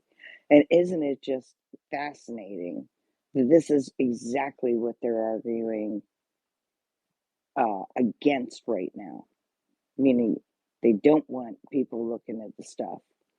So, what I would think that weaponizing his own words against him would be very useful. And I bet we can probably find other instances of that. And then I'll just close on this. It's part of my PowerPoint would be to kind of throw some ideas against the wall, almost like a post-it note thing on how we can develop messaging um, proactively to drive drive our information out in palatable ways and to create things, words or slogans that we can tie to that piece that will be prompts. I was thinking of something like, um, what do you believe in, or what do you stand for? Uh, uh, it's almost like a campaign slogan, right? And then build it around there. Or doing, like, using an ad campaign style, proving that all they're getting are advertisements and how they work. It's just like Nike selling a brand, trying to sell sneakers.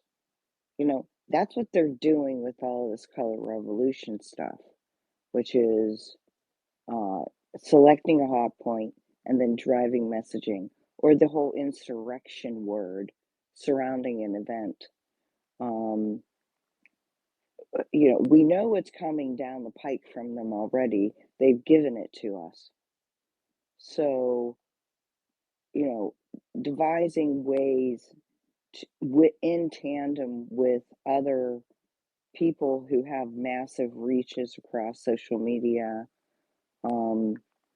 to consolidate our messaging into one thing that, uh, in a positive way, get it out there and make that stick in their heads. So,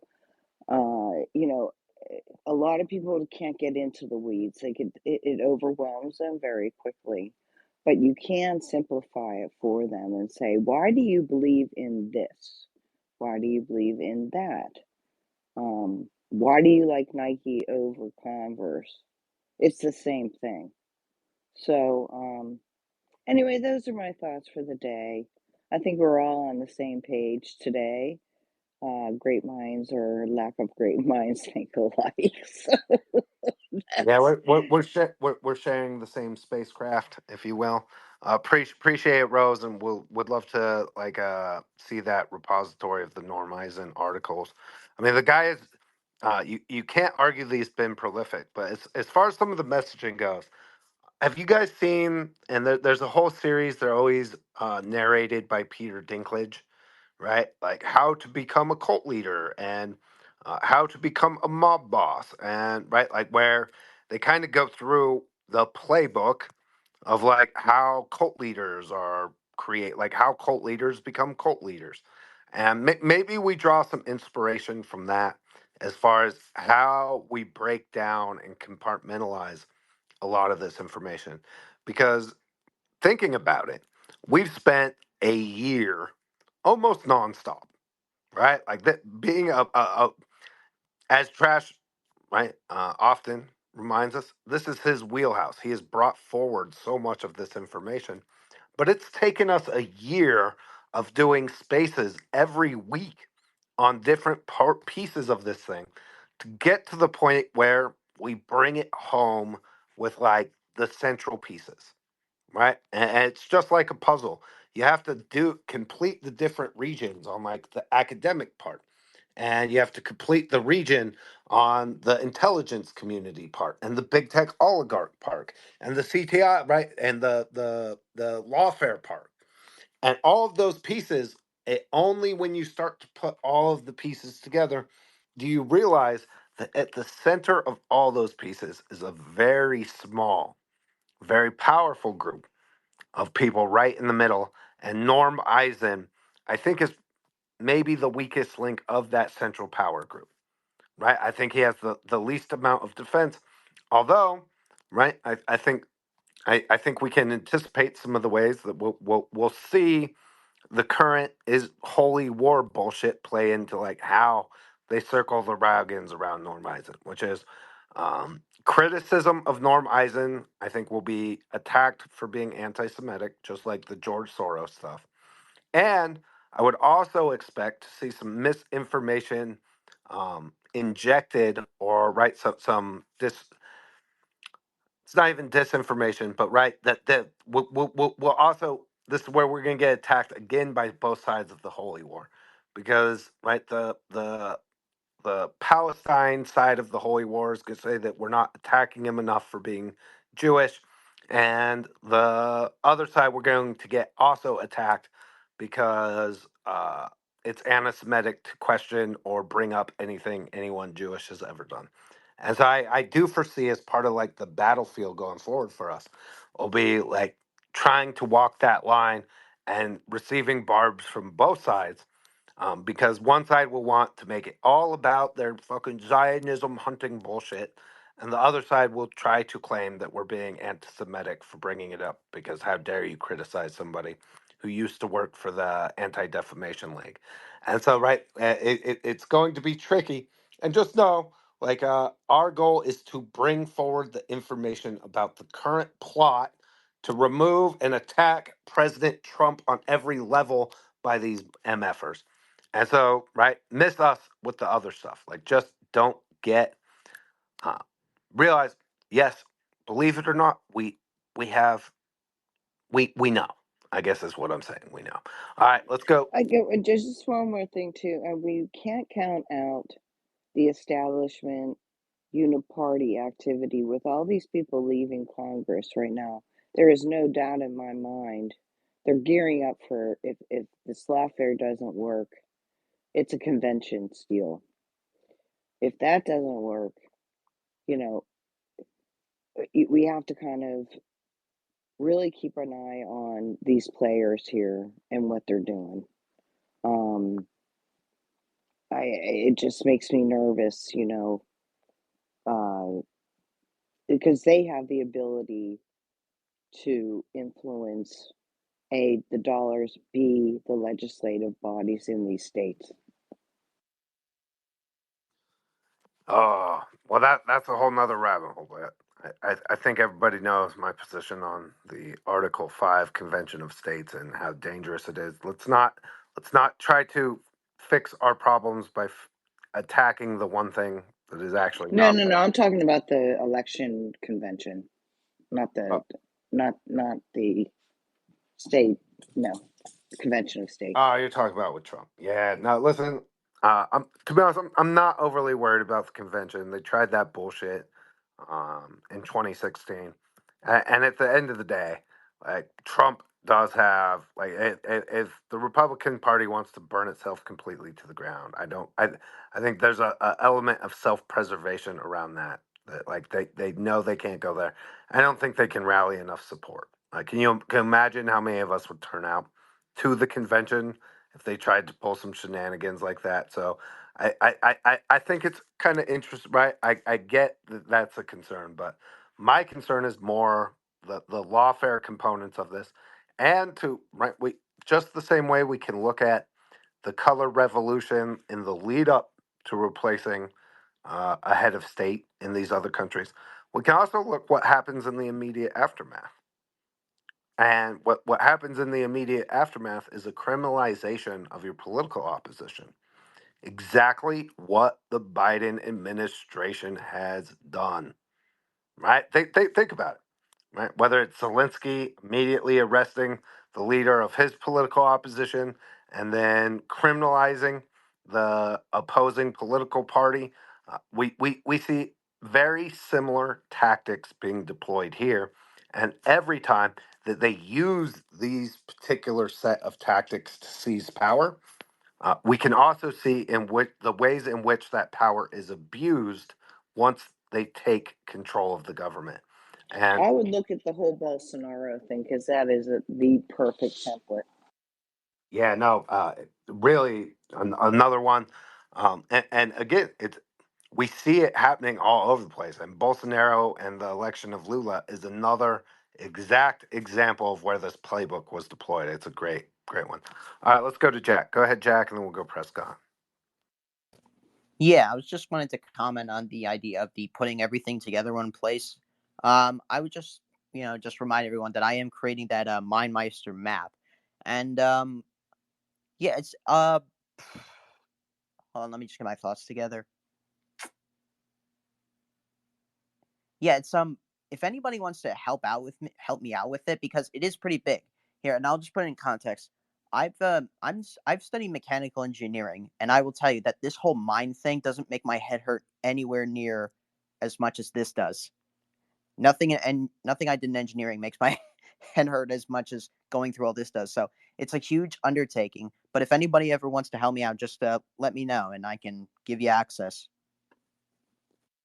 No, absolutely, Jack. And actually, I was going through your thread a little bit, and I've looked at the map, and I really appreciate the work you've put into that. I think we'll do a space. Um, I even thought we might do it in this space where I'd just pull your thread up and we go through person by person. But I'm kind of thinking that maybe the best idea we have here is I kind of want to keep this on Norm Eisen, right? And maybe even keep this space short, and I'll pull a trash. We can add it to our highlight reel so other people can come back and listen to it without having like a bunch of extra stuff attached to it. And then maybe the answer is we fire up another space to go through the thread that you put together. And you're welcome, Jack, to pin it up top again. And uh, right, I'm happy to drive people for them to start going through it and looking at it and commenting, retweeting, all that good stuff because I appreciate the work you've put in on that. I see you put it up there, right? Because this is a lot of different and compartmentalized things that we've talked about throughout the year.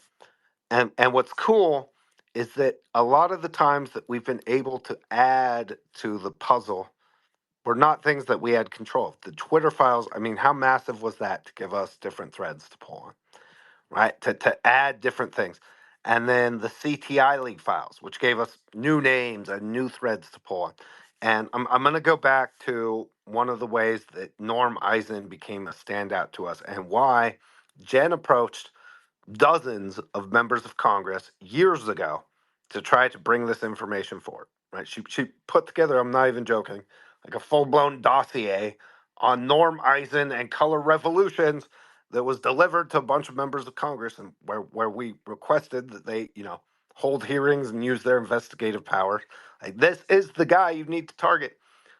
And they largely told us that he was too powerful. It wasn't somewhere they were willing to go, something that they were willing to take on.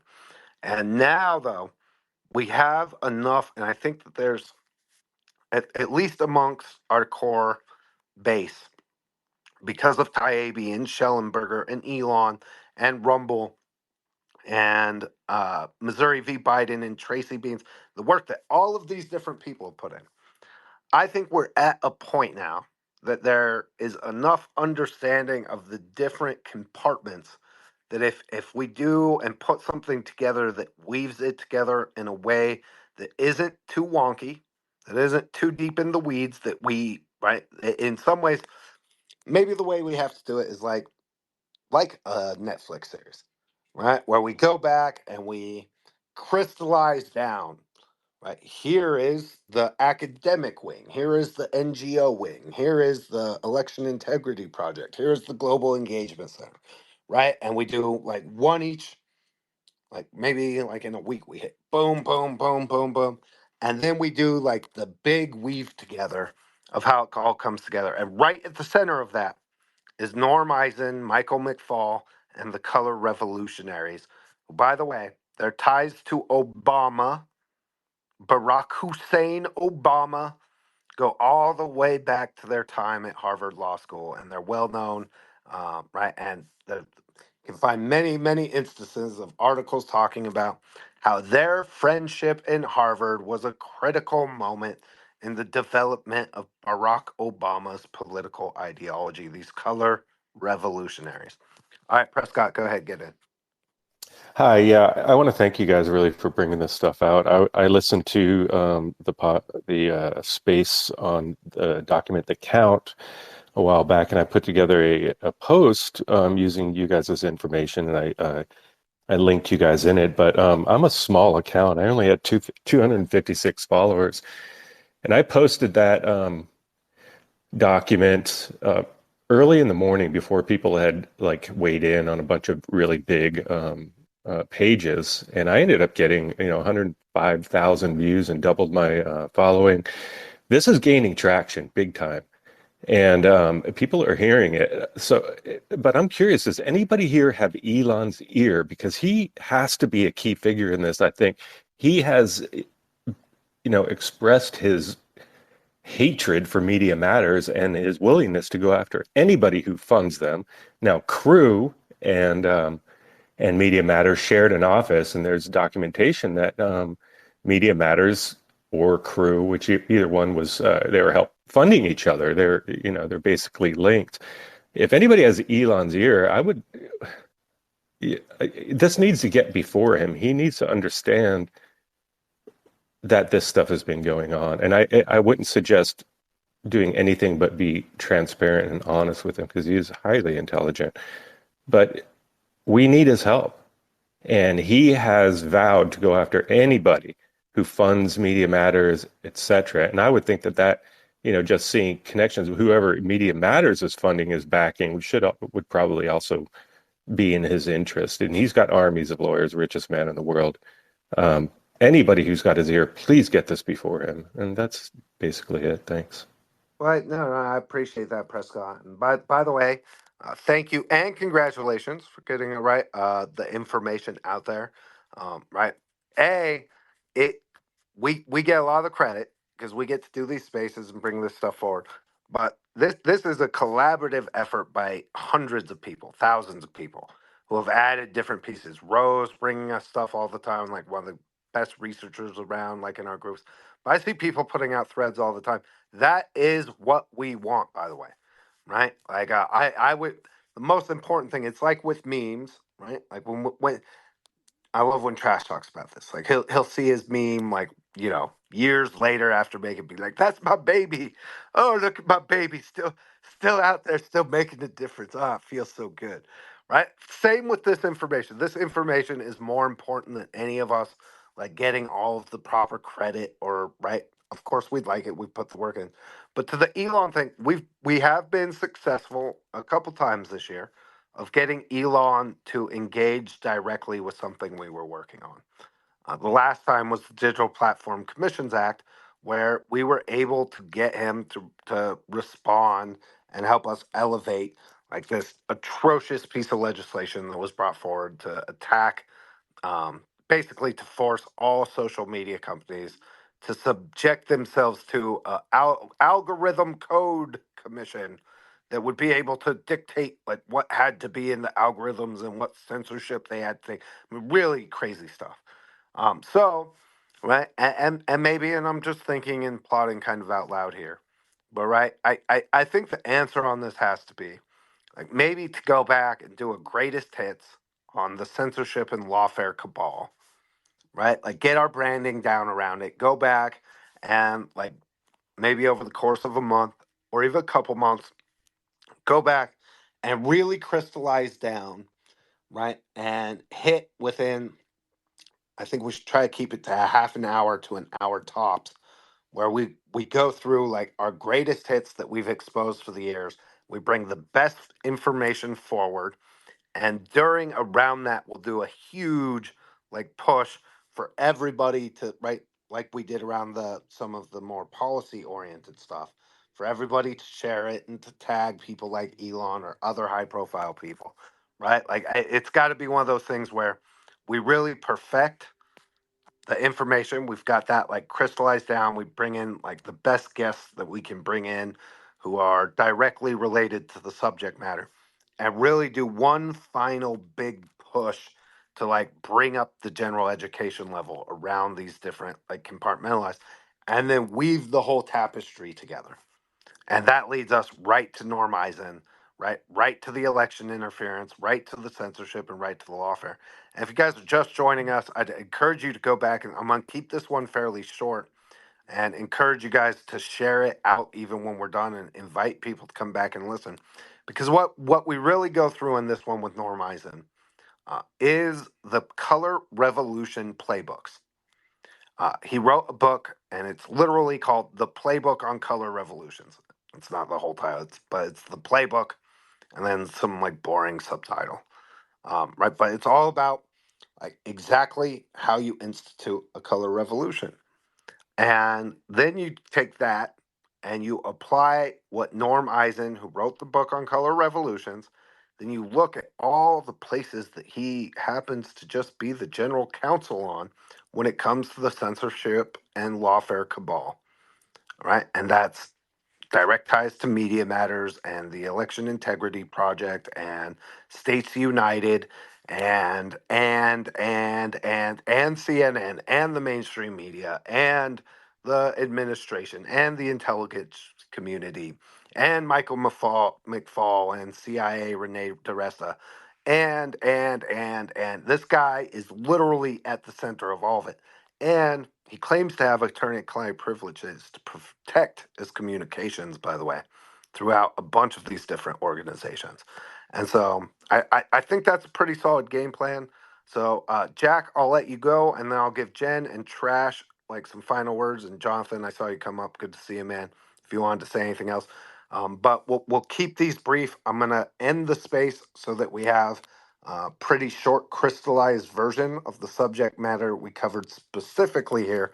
And then maybe we'll open it up here in a little bit and we'll do a more general like chat space where we can cover a bunch of different topics. But I really appreciate everybody's contributions. I sent so many good comments, so many good additions. Like I said, we're compiling like the base opposition research folder on Norm Eisen.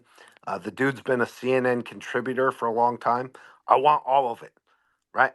Not that I have the time to watch it all right now, but I want at least to start compiling a database, right? That inside our file we have every time his ugly face has appeared on CNN, so that maybe we transcribe those or we have AI transcribe them, so that we can go and pick out certain words and figure out really the best way to blend all this together. Maybe it's a documentary format, maybe it's a series format, or maybe it's a combination of all of the above. So I think that's what we got to do. All right, go ahead, Jen, and then we'll wrap it. Yeah, I just want to point up in the nest. Walter with America Mission did kind of like a small encapsulating article about Norm Eisen and then updated it with the stuff with Bad Kitty today. So if you wanted to look it up, it'll be the first thing in the Jumbotron. I'm not sure if it's the first thing in the Jumbotron. So if you just want like kind of a short summary and to look it over, kind of compare it to what you heard today, look at Walter's article. It's up in the next. That's the only reason I got a mic, Dustin, was to mention Bad Kitty stuff. So thanks, Jen. Oh yeah, we went over it. Again, it's right back to the color revolution playbook, by the way, right? So and again, the case studies, the Orange Revolution, the other revolutions in Eastern Europe, that uh, Norm Eisen and the CIA and the intelligence community were directly involved in. And then just applying the same lessons to exactly the same infrastructure and other stuff they created here, it really starts to tell the story in a way that's pretty complete. Go ahead, Trash. Yeah, just for the integrity of the space, I kind of wanted to do my little quick weave together of what that revolution looked like. If you guys don't mind, I can kind of take it down a timeline real quick. It kind of encapsulates everything that we've covered plus some. And so remember, Hillary Clinton was supposed to win, right? Hillary was supposed to win, and the takeover was supposed to be complete, right? That was going to be it. Donald Trump wins. and it sets them back. So what do? They said it's time for the coup, right? So what do? David Brock, I'm sorry, before I get to David Brock, S.J. Terp, this goofball, British intelligence goofball, puts together an idea for a censorship apparatus and the CTI League. Has a meeting at the Obama White House before Trump takes over and is inaugurated. And they go to work. They built the CTI League. They built the disarm framework, which you guys have seen before. I've shown that many times. Matt Taibbi and Michael Schellenberger's great reporting on the CTI League, which was, by the way, that was not publicly sourced information. That was a whistleblower that came forward, and they have a lot more. And so we saw this S.J. Terp clown create the CTI League and the disarm framework that is designed to not only censor mis and disinformation, it's also designed to go on offense by using sock puppets and bot networks and specific emotional driven drive to response, or inject people into private groups on social media or in groups in general, create division and distraction, breaking them apart as part of the disarm network. Then we see in 2017, the same year, David Brock has a meeting. He's already got Media Matters established way earlier, 2002, 2003. And they put together a plan by putting together an opposition research firm called American Bridge. They had Media Matters, of course. Then they kind of basically hijacked and took Crew. It would appear to me that Crew at one point was actually benevolent. I think what it initially set out to do was actually pretty good. And then Norm Eisen and David Brock and all those guys clowned it and took it over. And then you saw them establish ShareBlue. ShareBlue was supposed to be a social media fundraising type outfit, which eventually became ActBlue. So this is in 2017. And how did that deploy? What did that look like? Well, all legacy media. So through these plans, you had people with their talking points that were already pre-vetted by these groups between, Norm Eisen, Michael Cheater, David Brock, and then everybody else. And so legacy media was the second arm. So S.J. Terp pretty much had social media locked down. You had the Michael McFalls, Norm Eisen. These guys are color revolutionaries. They know what they're doing. They're directly involved with all these groups, 2017. This is why you saw the same talking points on CNN, MSNBC, all these different legacy outlets. Okay, perfect. So we've got opposition research, we've got lawfare, we've got social media and fundraising, and then we've got, of course, legacy media, Mockingbird, Talking Point, misinformation, propaganda. So then Norm Eisen comes in and says, well, and Michael McFaul, being experts in color revolutions, impeach, right? Like Dustin, I believe, eloquently pointed out, the 12 parts of the playbook laid out indefinitely. And you can look back and see all 12 parts were completely deployed. We saw fake impeachment hoaxes, the Russia hoaxes. We saw race baiting. We saw race riots. Then we move into 2020, and they're gearing up for the election. And in August, they have a meeting. This is with Nils Gilman out of the Grugan Institute in L.A. and Rosa Brooks. We talked a bit about Rosa Brooks here earlier. Obama acolyte, obviously directly involved with many of these things. And so they had this meeting in August, and they war gamed a scenario. Norm Eisen was involved. And they war gamed the election of what it would look like in 2020 and how to, at every single step of the way, leading into and post-election day, what that entire schedule would look like. And they gamed it out, and they figured out all of the groups. You had the Sunrise Zoom call meetings where you had current members and previous members of the intelligence community working with the horizontal leftist groups on Shut Down DC, Antifa, BLM, and several other different groups. And they all had these Sunrise Zoom calls where they were plotting out the ground game of how they were going to create all of this chaos, how they were going to protest and create and do all these and run all this chaos. And after the transition project in 2020 in August, became the document, The Count. And The Count was the playbook for the ground troops. And I point to page 35 down there. And when you read page 35, the bottom paragraph, it's the one with the red circle. I see it's getting shared all over social media. That was my finger that drew that circle, by the way. On that paragraph, it specifically states that they have to do everything they can to prevent Congress from meeting should Trump win the election or the election challenges and the alternate slate of electors are sent. And so it also protesting inside the Capitol, prohibiting Congress from meeting. Sounds a lot like January 6th, doesn't it? Because when you go through this document, The Count, after they did their war game, they have all their specific dates: December 8th, first the election day, then November 14th, then December 8th, December 14th, January 20th, so on and so forth, January 6th.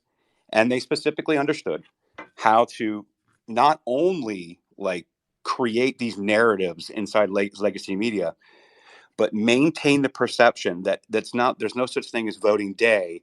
It's count the last vote. And so part of that war game was count the last vote. We have to go into the last vote, no matter what, every single vote counts. And creating this perception, Donald Trump is Hitler, and we have to have a free and fair election. And it was the safest and cleanest and fairest election of all time. Whereas in 2016, the Russians stole it, right? So it was a switch. And through that process, they had to maintain at least a majority of the public perception that the election was above board, and everything they saw was a cause of Donald Trump. Therefore, they could do extra constitutional and extra lawful actions like extending out the times, preventing electors. There's no such thing as a slate of electors. These are insurrectionists. Then, once that was complete and Biden put his hand on that Bible on Inauguration Day, Norm Eisen goes out and writes a book, basically what it looks like post-Trumpery.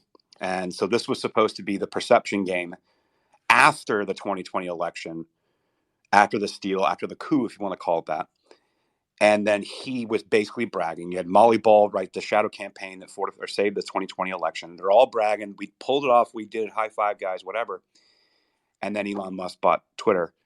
And now we are seeing this entire thing completely fall apart. In between there, Michael McFaul goes to Stanford. He's a fellow at the Hoover Institute at Stanford, builds out with Renee DiResta reporting to him and Alex Stamos being involved. They created the Election Integrity Partnership for the 2020 election. Then they molded it into the Virality Project to combat COVID mis, dis, and malinformation. And now it's all coming apart with the purchase of Twitter. We're seeing the Twitter files. We're seeing the CTI leak files. We're seeing Missouri v. Biden, Hines v. Stamos, which is Alex Stamos, by the way. Hines v. Stamos court case is still in the Fifth Circuit as well, in front of the same judge, Terry Doty, that's in Missouri v. Biden. And they're going after the NGOs in that court case. Now we're seeing the lawsuit from Chris Pavlovsky. We're against Nandini Jammy, Nandoodles, who openly bragged being funded by George Soros, by the way. That was her pitch. Then you have Elon Musk and Tim Pool and many others going after Media Matters. So that's going to break apart. So this whole thing is coming undone. But that was the steal. That was the color revolution. That's, in a nutshell, in a timeline. That's it. Can I jump in real quick and I want to say one more thing. As more of these things start getting exposed, more and more people are going to start jumping ship from the Dems. People are going to start turning like state's evidence and stuff like that. It is going to happen. People will try to save their ass. So once one domino starts to fall, it's going to be a cascading event. And so, Dustin, I would like to hear your final pitch before we close out the space on the year of the whistleblower for 23 and 24. But I firmly believe this is the year of the whistleblower, and we're already starting to see it. We talked with Kayla, who worked with James O'Keefe at O'Keefe Media Group, and they're building out a separate tip line because there is so many whistleblowers coming out. We saw the IBM story. We saw many of these other stories. We see what Aaron Stevenson has done with DHS, Tara Rodas at Health and Human Services, Kyle Seraphin, Steve Friend, FBI. And so all of these apparatuses are now being built to accept whistleblowers for these people that are going to start jumping ship. And they're already jumping ship, bringing receipts to Matt Taibbi, Matt Schellenberger already. And it's only going to continue on. So it's a great point. Dustin, I think you probably have the best pitch for this. Wow. Listen, the bus to be a whistleblower is filling up fast, and there's limited opportunity. Everybody else is just a criminal. You either get to be a whistleblower, and there's only a couple. Everybody else who is exposed will come down. And I've made that pitch several times, and every time we've seen it come true, which is once there's one, you start to see the division and people rushing to cover their and save their own asses. And so, yes, I do think this will be the year of the whistleblower. And I think the fact that attention is being brought, and I want to remind people that some of the biggest moments came not from targeting the people at the top. It became, right, you don't dismantle this kind of infrastructure by just cutting the head off the snake proverbially, right? Which is, we didn't start with Norm Eisen. We started with the Michael Teeters and the Anna McCanjus and the Aaron Bermans and, right, all of the people underneath who weren't absolutely seeking the spotlight, who weren't household names.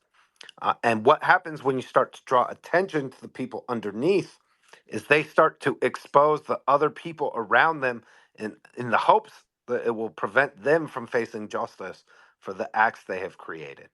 And that is the game we are about to enter into this year, which is we have piece by piece begun to deconstruct the censorship and lawfare industrial complex that is attacking President Trump, that has gone after his businesses, that have gone after his supporters, that has gone after his family, and has gone after his ability to even be a candidate in this country.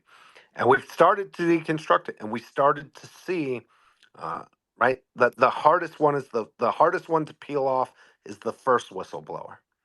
After that, it becomes a torrent, and then it becomes the bus. The spots on the bus are so coveted that you don't even have enough spots on the bus. And sorry, you're just a criminal. And so that my tip for anybody who might be listening, who's on the other side of this, say you work at something like, I don't know, let's just say Democracy Partners, or the EIP, or the Global Engagement Center, or CISA, or the National Endowment for Democracy, or USAID, or any of these other criminal enterprises. Your time is running out. And so start squealing, right? Bring it all forward and fall on, right? Beg for the mercy of the public and the courts and the justice system. Otherwise, it is going to be rough for you, because the people that you attack this way, there's real people. It's not just some game that you played on your computer. The censorship, the debanking, the lawfare, it's bankrupted people. It's caused people to commit suicide. Like it has real pain attached to it. Ask me how I know. And we will have zero empathy or sympathy for the people who did this to us. What you did in order to advance an ideology that is antithetical to the Constitution is inexcusable. You are the worst kind of authoritarian tyrants. You are exactly the kind of people that our founding fathers warned us to keep an eye on for. And that doesn't mean that we have to do anything stupid. It just means that we have to continue to present the information and expose exactly what you did. And I'd like, right, maybe my favorite part of the entire, like what we've witnessed this year is we took, right, all years, like, well, does anything matter? Will it matter that we're exposing this stuff? What's the point? Right, all the blackpilling. But by the end of the year, we saw Andrew Bailey, Missouri v. Biden, the criminal investigations by Ken Paxton and Missouri, the lawsuits by Elon Musk and by Rumble and by True Social and by Tim Pool and by so many others. Those are all built on the information that was brought forward and understood largely by, right, in our spaces and by other people who are willing to do the research, tell the truth, and bring the information forward. And so what we're doing here is continuing that, and May 2024 be the year of the whistleblower, because, You right, you got to use that. I mean, that is the perfect slogan, the year of the whistleblower, because even the Democrats, after hearing that slogan, their direction is going to be to the information, not to the narrative, to the information, to see what the whistleblower said. I'm telling you, that is the slogan. love it. All right, Jack, I'll give you one brief, and then we're going to close this out in the right for the sake of keeping the space short and not intimidating for anybody who may want to listen to it later. We'll fire up another space here in a little while, and where we can free flow about the news of the day and the other stuff. I appreciate everybody listening. I appreciate everybody sharing the information out. Everybody looking for those video clips and articles, everything you can find about Norm Eisen, we're looking for, because we're not done. We are far from done, but I hope this was illuminating and helping show you guys where to look. Color Revolutions, the playbook on color revolutions written by Norm Eisen. If you start there and you piece that together with what we lived through and the attacks against President Trump, the story tells itself. It's pretty incredible. All right, go ahead, Jack. Yeah, I think you pretty much covered what I was going to say. I was just going to add that Elon did say that any organization giving funding to Media Matters, he's going to sue. So let's just try to get the information out there too. So everything we find on everything David Brock, Media Matters, like, all the tweets we put out, the one I put out, the one Aaron's put out, we'll try to get those all out there and try to maybe maximize the chances of Elon seeing it. That's, I guess, all I can say. Love it, love Well, it. By the way, I just talked to Jen, and then Trash. I'll give you the last word. Um, uh, we're down. Maybe the space will do a little bit. Jack, we'll go through your thread and the mind map you put together. I think that'd be fun. All right, Trash. I'm gonna give you the last word, brother. yeah, and if there's anybody listening that's like, okay, you guys have a few hundred people in here listening, you guys got, a few thousand followers, that kind of deal. Please understand between us that we have access to the largest platforms in this country that we can get whistleblower information, source information to, if you're worried about having us a platform or lack thereof. Not to mention, I have very good friendships with many people who have already built out platforms to accept whistleblowers. So please understand, it's not just us in this room. I can get it to just about anybody. Oh, 100%. I think people realize at this point, like, how often do we talk about something and then all of a sudden everybody big is talking about it? And it's incredible because it goes to one of my favorite sayings. You would be amazed at what you're able to accomplish if you're willing to give somebody else the credit, which is it's not about us getting out bigger platforms, right? Or hogging the information or somehow being protective. This is about the country. So share it widely, right? Take credit for it, own it, baby. Because if we every step that all of us has taken has led us to this point, where I believe we're going to unwrap the entire thing. Year of the whistleblower, baby. Much love to all of you guys. We'll see you in a space maybe here in about an hour and a half or so. We'll go through some other information in a more free willing type way. Please share this space out when I'm done. We tried to keep it just jam packed full of information. Might do one more, just because I might want to perfect it down a little bit. But for now, I'd love you guys to share it out. Help keep dropping that information on Norm Eisen, the video clips, the articles, and any other relevant information in the comments. Our team will compile that and we'll do probably one more like mega space where we dive down and expose the really terrible people normalizing. All right, see you guys.